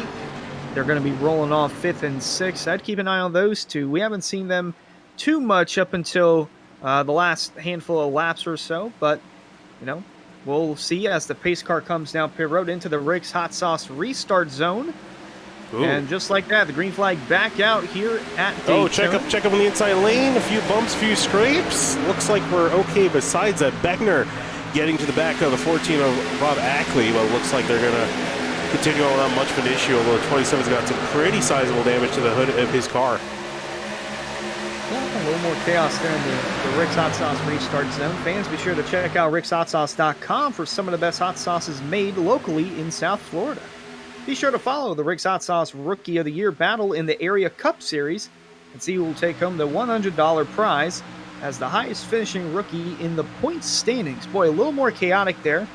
Now we got 4 cars leading the bottom with side-by-side action going on for 5th between Brandon Key on the outside, Ricky Harden on the bottom. Valentino leading the way, though, at Daytona. Yeah, and got a great start in the outside lane. Both him, the 28 and the 25, all getting a great start, and then diving down to the inside lane to get ahead of the 99. That inside lane just did not get going quickly, so the outside guys on the outside taking advantage of that really quickly. Meanwhile, the outside lane stuck with Brandon Key. If I'm not mistaken, I think he had nose damage to the hood of that car at one point, but looks like he's okay. Maybe he didn't have nose damage, but he's stuck now leading that outside lane a few cars back. Got an 84 Ford Smith, who I don't think we mentioned yet on the broadcast, so he's running there in the Dr. Pepper machine. Going to be pushing the number 8 to the front here. The 56 in behind them, Dawson Miller.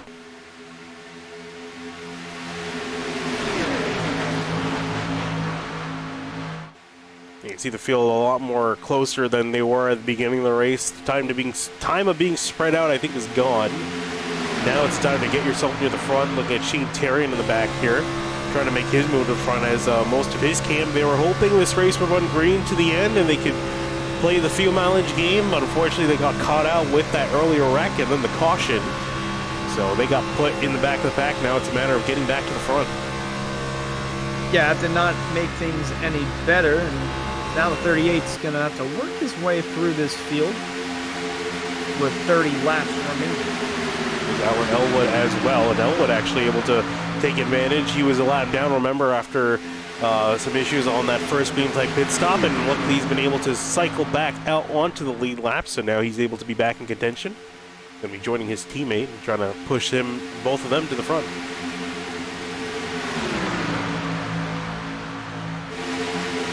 Things are calm once again for the most part up front.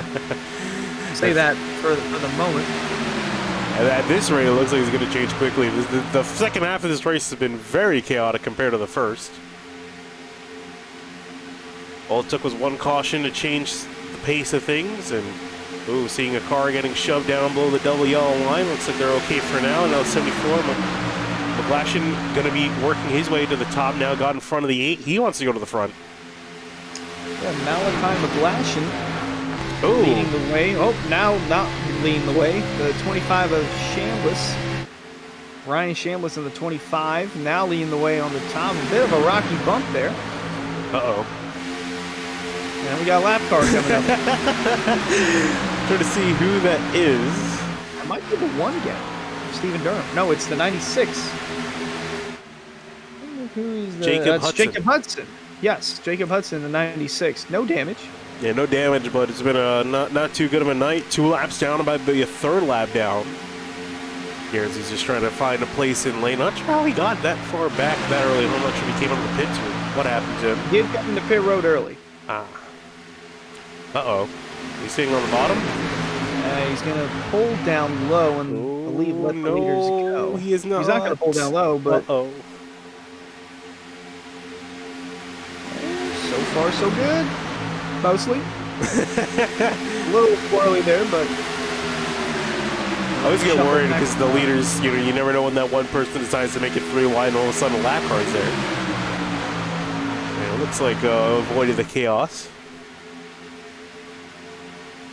Especially now at this point in the race, because a lot less giving, a lot more taking, as drivers are going to be working their way from the back to the front if they haven't already. We're talking about Taryn and Elwood moving their way up the order. Trying to look at some other guys who we haven't really seen if they've started to work their way to the front. Colin Fambro, he's been still in the 18 car. He's still been stuck around the midfield. He's not made his forward push just yet, still running in behind. And then also had him James Scioli, who we saw he went for a wild ride, avoiding that incident that wasn't a caution. Same thing with Gareth Heath. I'm sure he's happy to catch the leaders again and also get that car fixed up.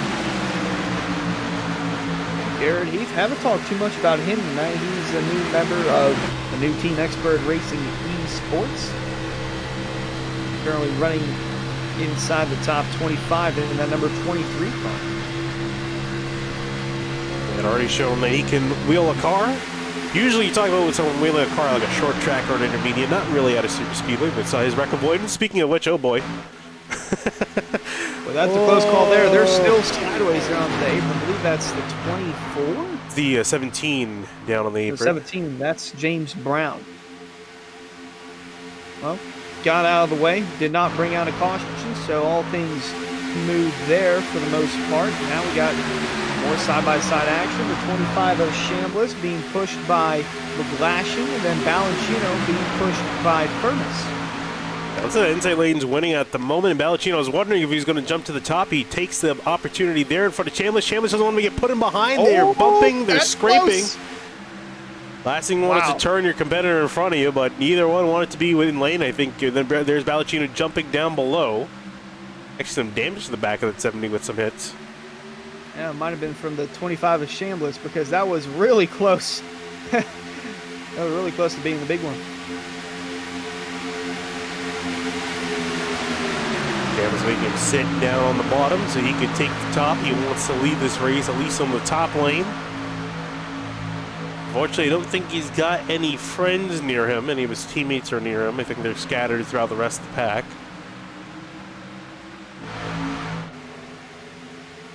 So he's pretty much up there by himself, and I think quite a few guys are in that situation at the moment. See the unacceptable guys, they're kind of chilling on the bottom lane there. There's the 99, 15, 37. Third, fourth, and fifth on the inside lane. A little stack-up effect here starting to take place on the top as Balancino works his way in front of Chambliss again. You know how well that worked the first time, so he's going to try and do it again. I think he's just trying to control both lanes, but it's hard to try to control two lanes of traffic here. You try to go up to block one, and then the other one starts to come at you, and you got to really make some tough choices.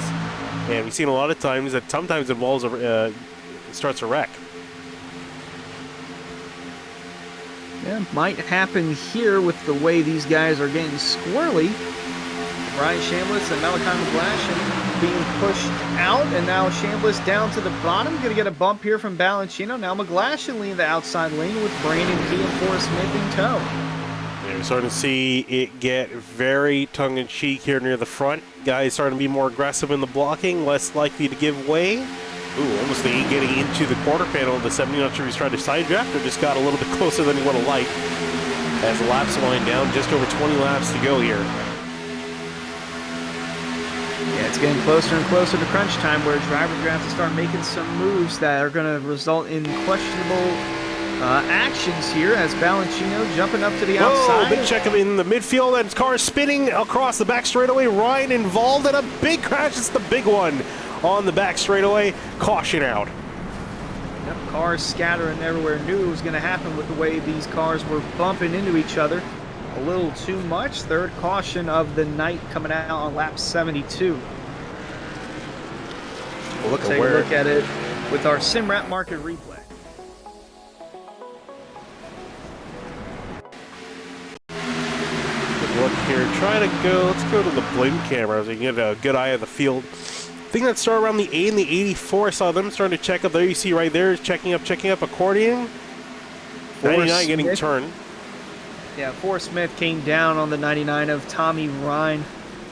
Boy, those unacceptable racing cars, they were extremely acceptable. They were really quick all day, but it starts right up here. Balancino makes the block on McGlashan, and it starts a domino effect here. They're checking up, and the bad bump. One bad bump, that's all it takes. And there you got all those cars spinning throughout the grass and into the wall. Yeah, Beckner, I just saw him getting quite a few taps, so his car is going to be worse for wear. 99 of Ryan just dipping down, going through the grass in turns 3 and 4, trying to avoid any more damage. I think he got through relatively scot-free. We try to get a few more onboards here. People gets wrapped up and going. Jeremy Ringy on board. Yeah, he was lucky. He kind of had it all happen around him. He was lucky he was able to make it on through. This is Cameron Hearn. Saw him emerging through the smoke there. We'll see. Let's take a look at. We'll take a look at Hearn. I want to take a look at Dawson Miller too. It looked like he went mudding in the grass. So Cameron Hearn's view of that. Ooh, and very much a seas parted situation. You say you want to take a look at Dawson Miller? Yes, from the in car. Oh, you got a little bit. You got a little bit of damage here on the right front. So that face right there is what Dawson Miller saw when this happened in front of him. Yeah, right in the thick of it too. Hit the 99, got a few hits there working through the bus stop as well. I think he avoided more contact after the fact, so we'll see how that 56 car holds up. A lot of And cars down on pit road. yeah, the pit lane a junkyard at the moment with many drivers trying to get their cars fixed back up again. I see some guys rolling off, including the 56-48 rolling off as well. It's Paul Irvin. It's not been a good day for him. He's currently sitting 12 laps down in 40th position. So you can see the car is definitely taking quite a few hits today. Tommy Ryan still getting his car fixed. Jeff Ryan as well. Rick Harden. This is not a good situation for the unacceptable guys. We're talking about them running so good all day long. And again, still got a chance. Not quite over just yet. Really depends on where they got the damage. As long as the engine's good, I'd say you got a pretty decent shot still, as long as you're not in the front of the air. Garrett Grant getting back up to speed for him. He's sees a couple dents and scrapes for him. Start 11 back in 23rd.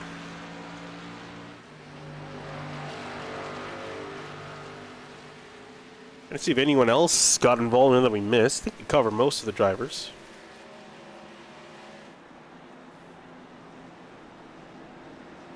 And Field's getting back up to speed. So that'll be a third caution of the race. So we're getting close to where that bet was, right? It was 4.5. It was 4.5. If you chose the under, I would be a little more concerned now. For those that are betting the over, like me and Jacob Bell, I would be a little more comfortable saying, okay, it's slowly creeping up towards 4. If it hits 5, then you win.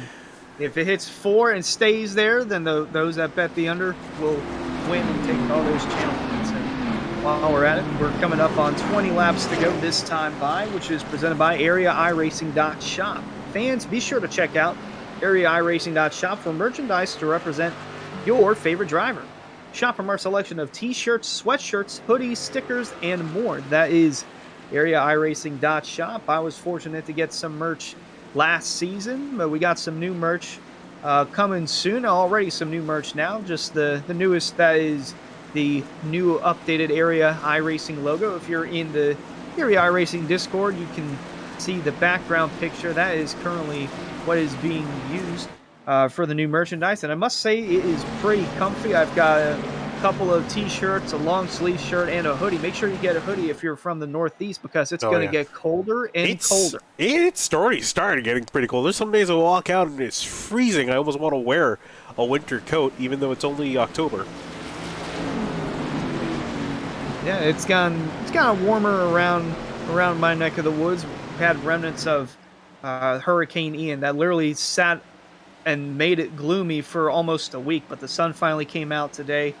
A really good day, but the sun's not out here. It is nighttime, and nighttime is the right time here in the Rick's Hot Sauce Restart Zone. Back to green flag racing at Daytona. Yeah, we'll see how hot it's going to get under the hood of these cars for these drivers. The tempers are going to start showing. You normally talk about tempers out of short track, but we'll see here. There's been some bumps, there's been some scrapes. We've seen the 25 and the 70 get into each other a few times. And they're side by side right now battling for the lead. Brian Chambliss on the bottom, Alan Balancino on the outside, leading the way for their respective lanes as some more shuffling goes on towards the back. Boy, that outside lane, John Furness pushing Balancino, not letting up once. Now it's going to allow Malachi McGlashan over there in the 67. No, excuse me, that is Cameron Hearn, actually. McGlashan's on the bottom. Hearn is now second on the outside lane with the number 4 car of Cochran. Yeah, I've not seen Cameron Hearn in the top 5 all day long, and, well, we're talking about nighttime's the right time. He's decided now it's time to go. Same thing, Shane Terrian finally breaking inside the top 10 since the start of the race. We saw him drop to the back. Same thing, Alan Elwood working around the 23. He was trying to keep him, dissuade him from going there, but wasn't able to hold him off, so he's going to have to yield as Elwood goes to the top lane. 4 car, correct me if I'm wrong, is that Sean Cochran? Matthew Cochran. Matthew Cochran, okay. Haven't heard of that name at all tonight, and now he's in the sucker hole, getting back in line on the bottom behind the 23 of Garrett Heath. Haven't heard about him all night in the 4, so good to see him running inside the top 10 as Ringley trying to take that 10th spot away. Back up front, Balancino leading the way with Chambliss pushing him. Coming 18 to go. 18 to go, lap starting to tick down. And for these drivers, the anticipation starting to amp up, the aggression going to be definitely amping up if it hasn't already. You've already seen quite a few wrecks, a few guys taken out of contention. Will we see another wreck, or will we go to the end? We'll go to the end, but we'll see another wreck. Oh, and they are squirrely once again on the bottom. Boy, Chambliss, McGlashan, Furness. Oh, didn't know if anyone might have blinked there. Yeah, it was 44. Moffat having some internet issues. Worst possible time to have internet issues when you're battling up here for the lead, closing laps of race. Last thing you need, so hopefully his internet can stabilize out. There's a time and a place for everything, and now is not the time nor the place to be doing that, running towards the front. Ooh, Cameron Hurden for a second looking up high. Not sure that was more, I think probably more for cooling than anything. But we remember earlier in the race, we saw him, he was trying to make that third lane work. Haven't quite seen the third lane appear for the entirety of this race. Mostly been double file. There you see Brian Chambliss, aggressive move. Oh, and there, as I mentioned, there we see 3 wide. Uh-oh, this is going to be bad. Furness did not want to stick in behind, but I think that's going to cost him. He has absolutely no one going with him. Hurd now up to second place on the outside lane, and at 28, going to start dropping to the back. John Furness looking to get in line really behind the 49 of Elwood. He's going to be able to do just that, but there's your brief 3 wide moment, and now we have Valentino and Chambliss side by side. 17 to go, now 16 to go. If you're not in the top 15, top 10, you're going to want to get yourself there quickly, because we've seen it's been kind of hard to move up the lanes. There's not been a whole lot of movement, mostly when guys have been making mistakes. Otherwise, you're going to have to try to make something work in the third lane, but no one's been willing to try to do that. I see Balacina going up in front of Chambliss. Ooh, getting aggressive there. Some bumps and scrapes. Don't want to be too aggressive. Got another car making it Furness. 3 wide up the middle. It's John Furness. He's back from the back. And now he's in the middle of a 3 wide pickle with Moffat on the bottom. He's going to be able to clear himself. He can come down if he wants to. Wow, what a run from John Furness in the 28 for Fizikis Motorsports. Fantastic job there. That was a fantastic run. Came flying out of nowhere. Oh, here we go. This is going to get really interesting. Hearn making it 3 wide with the 38 of Therian, and 49 of Elwood going to follow in tow. Got 2 rows of 3 wide heading into turn 1, all battling for the lead at Daytona. Yeah, it's starting to kick off now. Third lane starting to appear because it's going to start getting more squirrely and aggressive for these guys. The front look like Therian's had second thoughts. He's going to leave Hearn out to dry. Felt it wasn't good enough to go. Felt he might have been in the losing situation. And now Chambliss and Balacino pushing one another, whether they like it or not.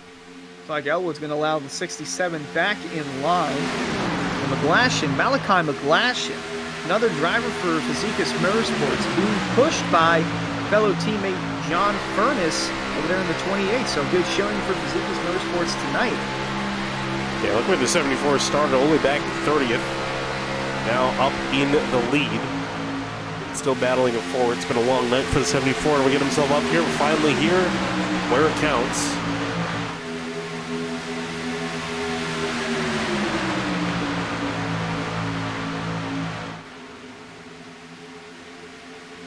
Start to see some more guys in the back. This is the 20 of Justin Munsell. It's been a very chaotic day for this pink 20 car. Yep, crumble cookie number 20. Boy, it crumbled early for him. Was running in second, dropped out of line and tried to re-enter the racetrack, but chose the wrong time to do it and was sideways throughout the banking of 3 and 4. Spun, no caution came out. Was a lap down, got his lap back. I believe he was close to being involved in a wreck, or might have been involved in a wreck, but nonetheless, a chaotic night for the 20 of Justin Munsell, slowly working his way back up to the front. You see Jeff Ryan also in front of him. That car again has seen some better days, but still running pretty strong, up in 14th at the moment.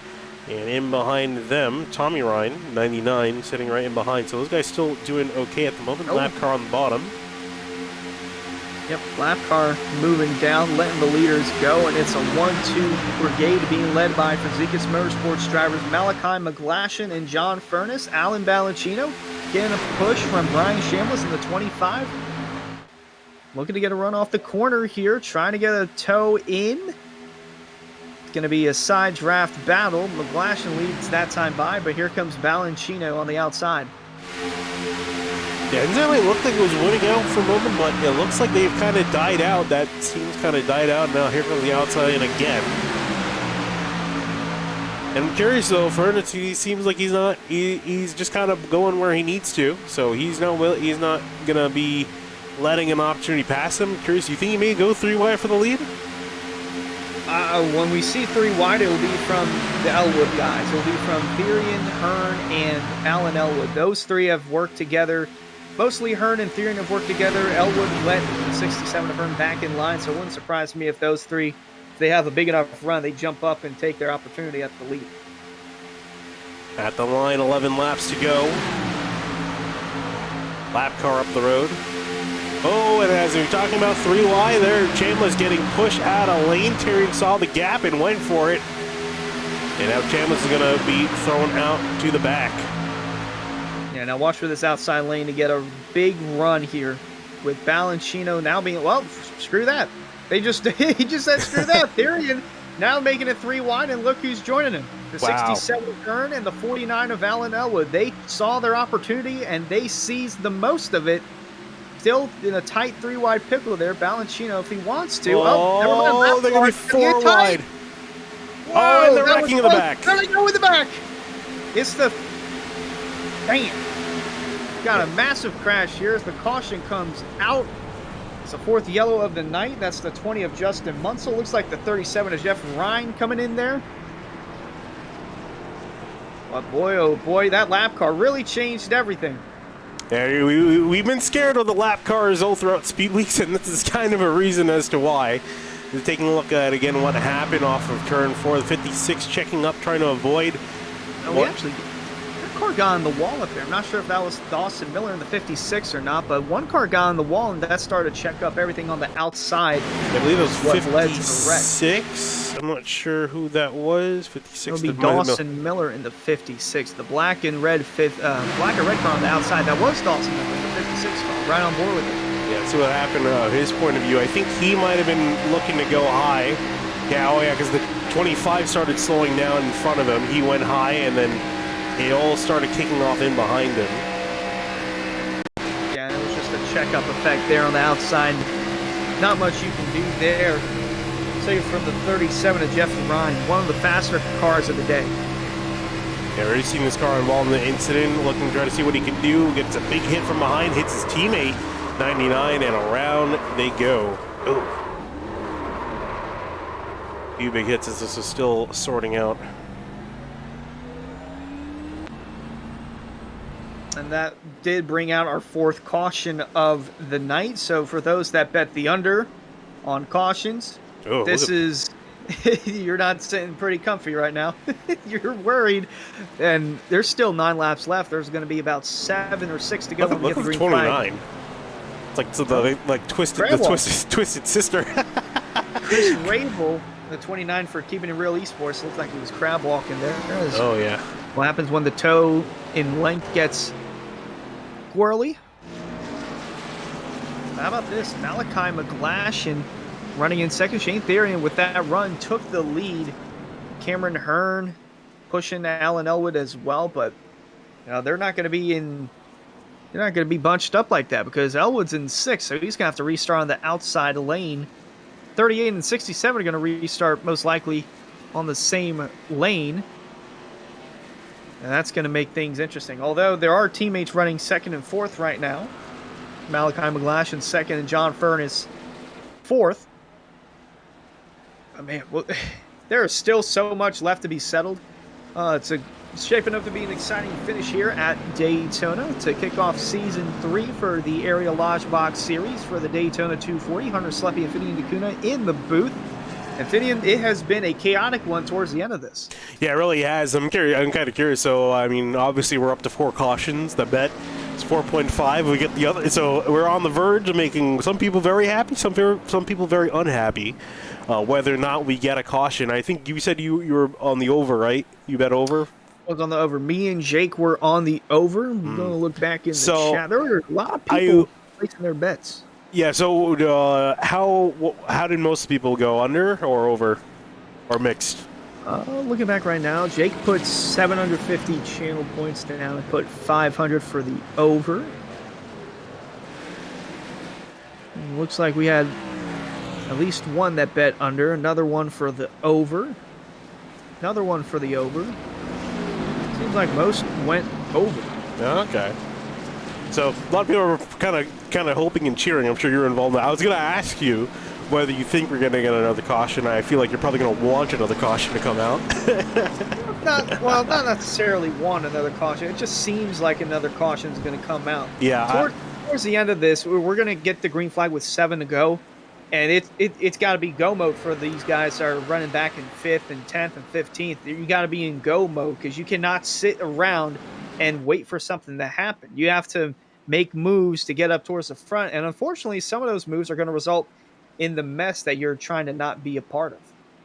Yeah, definitely. I think even I'm in the camp of it's going to probably go over because we've got 7 laps to go. Guys are getting up to speed, and a lot of guys probably shuffle out of order where they feel like they probably should be near the front. Guys like Brian Chambliss sitting in 9th. You saw him make some solid moves. Balanchino in 5th at the moment. He's got to get past Terry and McGlashan, Hearn, Furness. So we've seen all these, and Elwood. All these guys have been running well, really all day up near the front. And you imagine they're going to be fighting tooth and nail here in these closing laps. Terry going to get control of the field one more time. We'll see. Is this going to be the last restart of the night, or will we have one more? And if we don't, who's going to be the one to lead us back to the checkered flags? Base car goes off, and Terrian gets underway, and we are back green.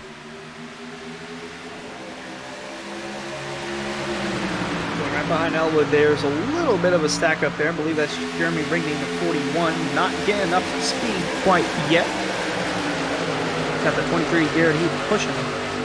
Yeah, not quite able to get up to speed. Elwood immediately diving down to the bottom lane. Furness and McGlashan up on top by themselves for the moment, as everyone's still getting up to speed.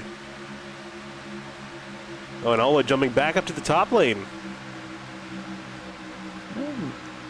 Kind of shocked me there. I thought he would stay bottom, but it looks like he's going to want to try and get this top lane rolling, see if he can maybe push himself up there along with the 28 of Furness and the 74 of McGlashan.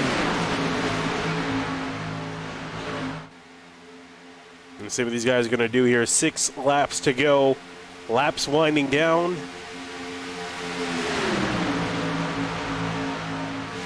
Well, we see who's going to go 3 wide. We've seen 3 wide a few times already, with some pretty decent success. And so with that, here's who are we going to see it again. Someone's going to be willing to make that move. Someone's going to have to get a big enough run to do so, because that top, we just saw someone move up to the top. I believe that was right behind it.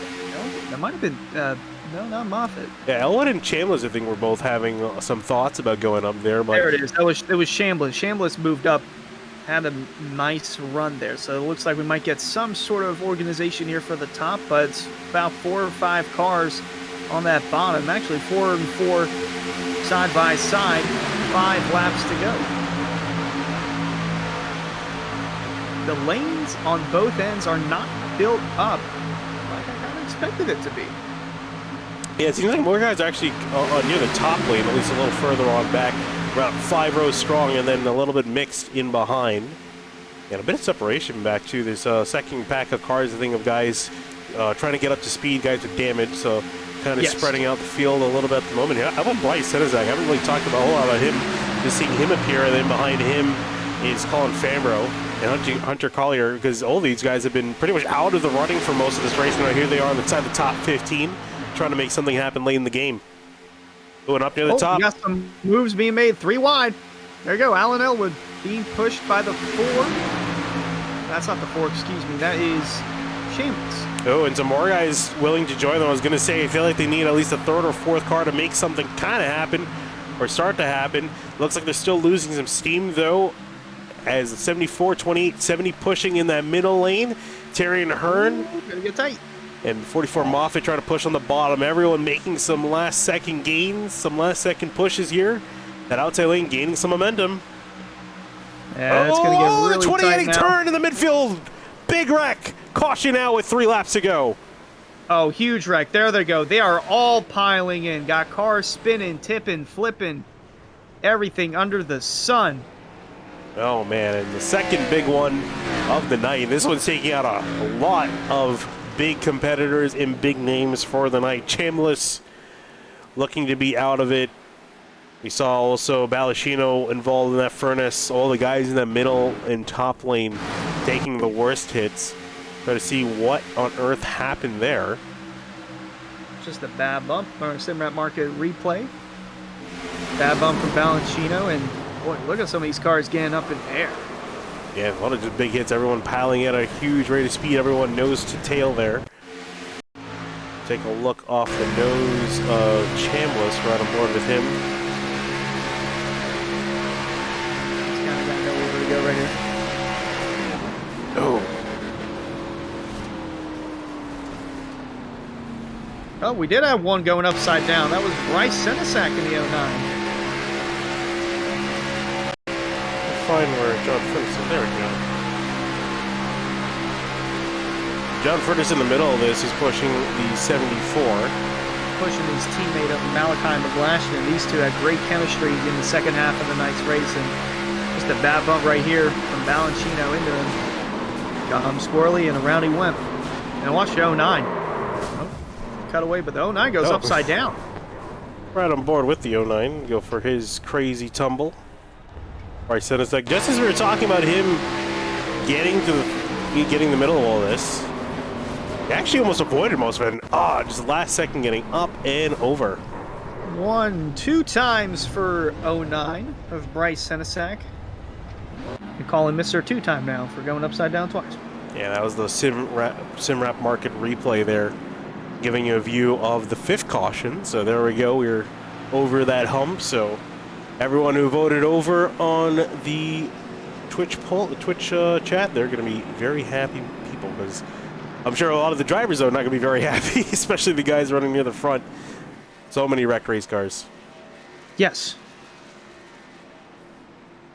And try to look at really who we got left near the front. So Terrian, McGlashan, Elwood, Hearn, Moffitt, Cochran, Fambra, Ryan, Kennard, and Smith, your top 10. Looking fairly different from how it was a few laps ago.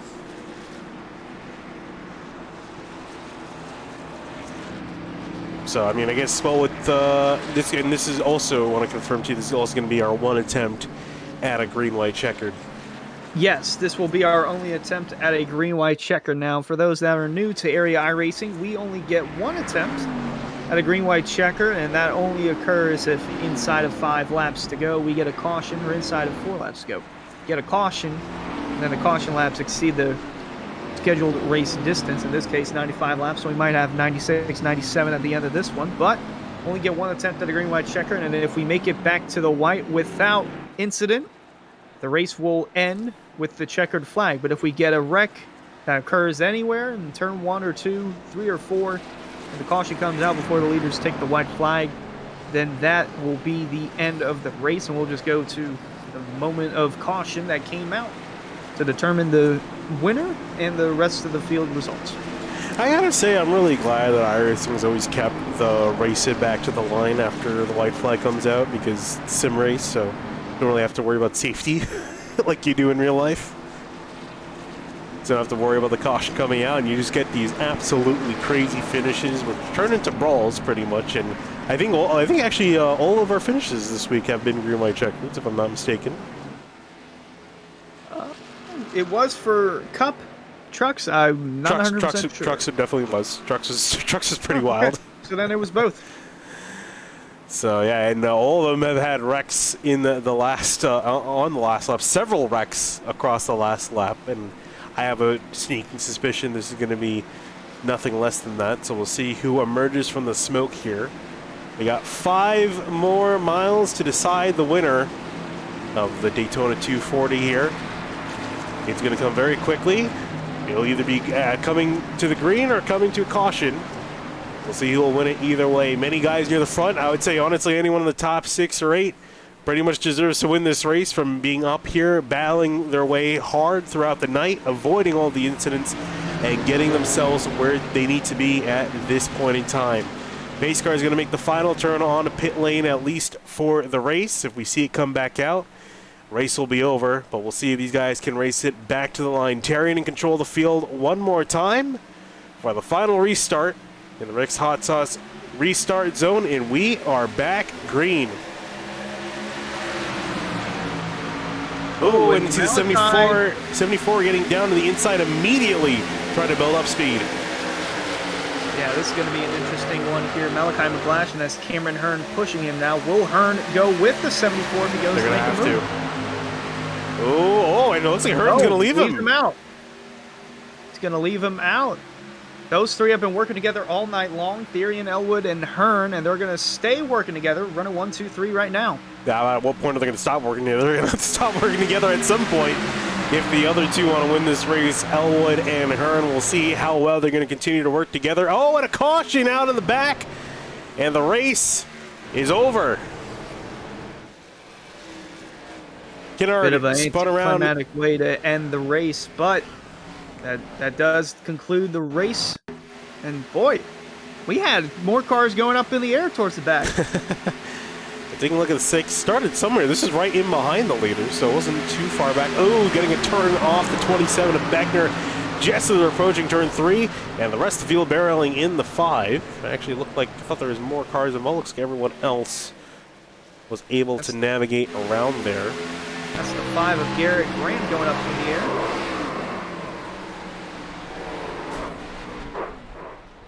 There you see a little blip of that.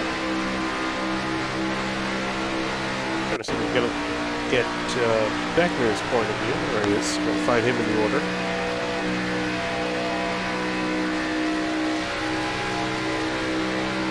And I think also probably what didn't help was the huge amount of damage to the number 6, because damaged rear ends are very hard to push. Yeah, I think just the damage pushing to that right rear, and that was all he needed to get spun around.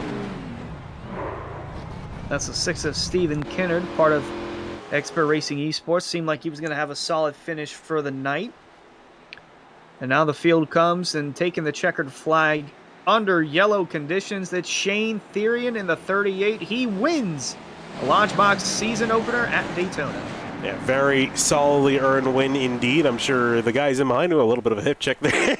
I think trying to be a little bit congratulatory. I'm sure the others in behind, they're thinking, dang, if only just went for it at the end. And you saw McGlashan, he came out with Cameron Hearn. I think if they went for it, obviously hindsight's 20/20, might have had a shot at taking it home. But that's the risk you pull when you try to wait for it coming to the checkered. Then maybe that caution that upsets the order. McGlashan wasn't. He was in a good position, but then again, he really wasn't, because those three had worked together throughout the night. Mostly Therian and Elwood, or Therian and Hearn, I should say. And then Elwood was a part of that as well. And so it was kind of a lose-lose there if you're Malachi McGlashan. He did nothing wrong. He did what he needed to do. And he had a solid run going for him in the second half of this race over there for Fazekas Motorsports. But Shane Therian wounds out taking the dub in the very end. And he's now back-to-back Daytona winner. Won in Season 2 to kick things off, and starting Season 3 the same way.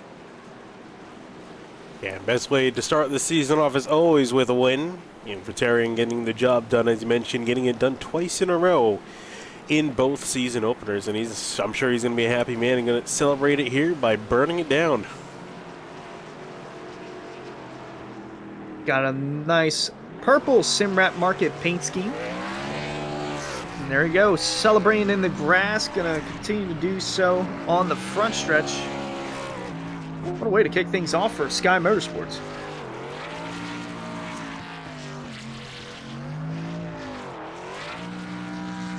Yeah, Shane Therian burns it down here. We'll go through your finishing order. Obviously, with Therian taking home the win, very solid job by that entire team. Alan Elwood also finishing in second in behind his teammate Cameron Hearn, sitting in third with McGlashan in fourth, probably wondering what could have been, how much it could have been better. With Moffitt in fifth, Fambro in sixth, Cochran in seventh, Smith in eighth, James Scioli ninth, and Brandon Key rounding out your top 10. Yeah, those that were in green, they were part of the playoffs from a season ago, so no surprise that most of them finished inside the top 3 and all inside the top 10. Ricky Harden was inside the top 10 for most of the night, along with Tommy Ryan and those group of guys, and Jeff Ryan as well. They both worked, all three of those guys worked really well for Unacceptable Racing Josh Franks over there, 13th as well. Solid finish for him. Then Garrett Heath, Justin Lemke, Mike Tellier, Travis Beckner getting caught up in that wreck. Bryce Senesac, 19th after going upside down. Then Rob Ackley coming home 20th. And moving on back in behind them, we find Brian Chambliss finishing 21st. And I'm sure he's going to be very disappointed coming out of Daytona. The runs he had definitely an easy shot of winning this race. Couldn't quite get it done near the end. Garrett Grant unfortunately got caught up in quite a few wrecks. Greg Mitchell, Hartman, Miller, Kinneritz going through the rest of the order there. And then the last page of results, most of the people just getting involved in wrecks. Alan Malachino finishing all the way down in 70th. John Furness as well in the 28th. Both of them going to be very disappointed after both having very competitive cars. Yeah, a lot of drivers there finishing in the back with really fast cars, just could not catch a break really with the cautions and crashes that were, cautions that were coming out left and right, and they happened to be in the middle of one of them. With that, we're wrapping up your order here. Let's cut to the interviews here. We got Cameron Hearn, who'll be the first driver we'll talk to. Cameron ended up finishing in third there. I'm sure that race ended a little bit earlier than you would have liked. Yeah, I wish we got to the checkered, or white flag actually didn't have a chance to race the checkered, but overall, up and down day, coming home top 3, all in all, is a good way to start the season. Yeah, definitely. Obviously, you're coming in here as the defending series champion. So, obviously it's very early to be talking about a championship at this point. But, what are you planning on doing throughout the season to make sure you get that back-to-back championship done?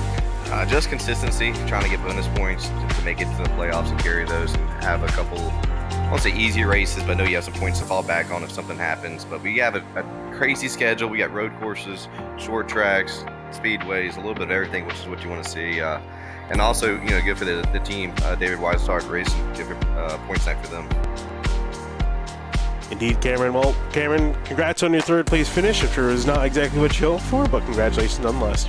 Yeah, I want to give a shout out to VRS, Virtual Racing School, sponsoring the league, Roasted Jim's Coffee, Swim Map Market, Lodgebox Series, Bud Kicker, US Fusion on the car.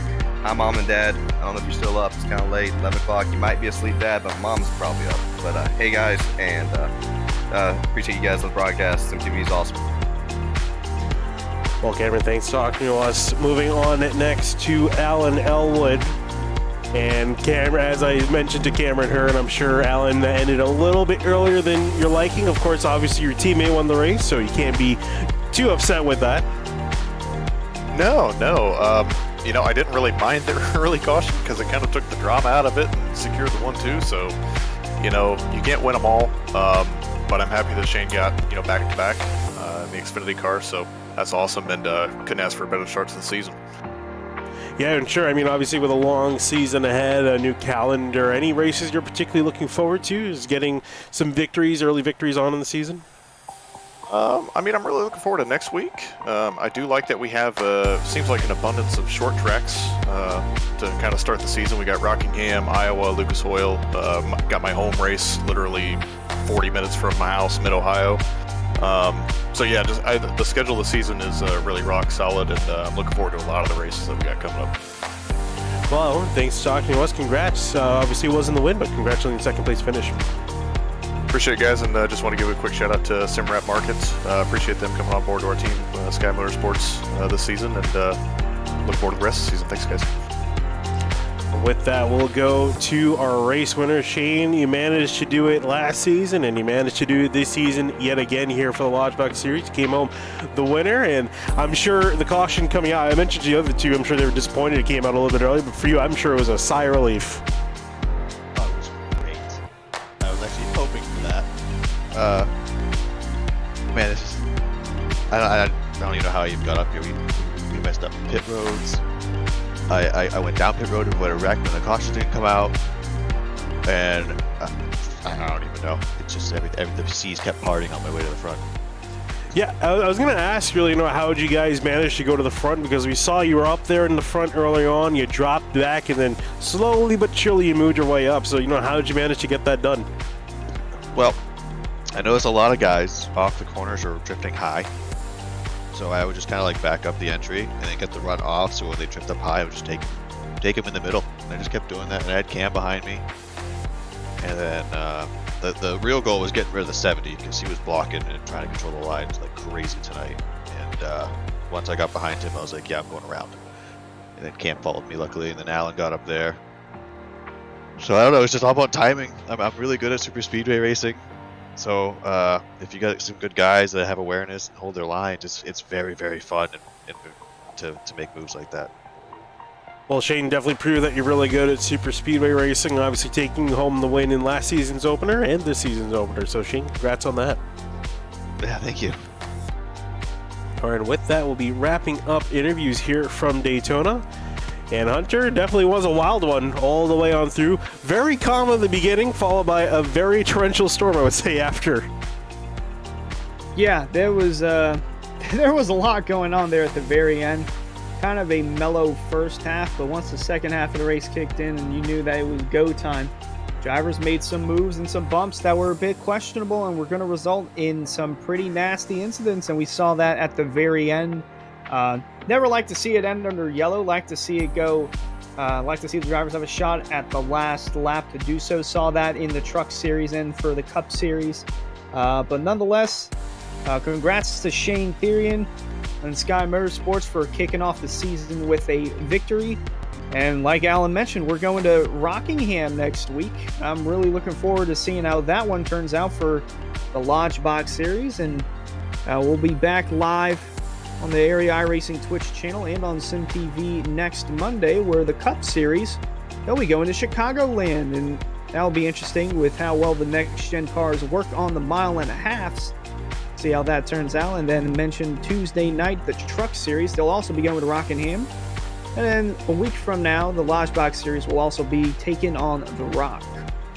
Yeah, some great racing lined up for the next few weeks. Really get to see what these drivers can do and see who's going to be the front runners for this championship run. But for tonight, it's going to be myself, Finny Tuner, here with Hunter Slepper. We're signing out from SimTV. Thank you so much for watching here at the Area iRacing Twitch channel and the Area Lodgebox Series. Thank you so much.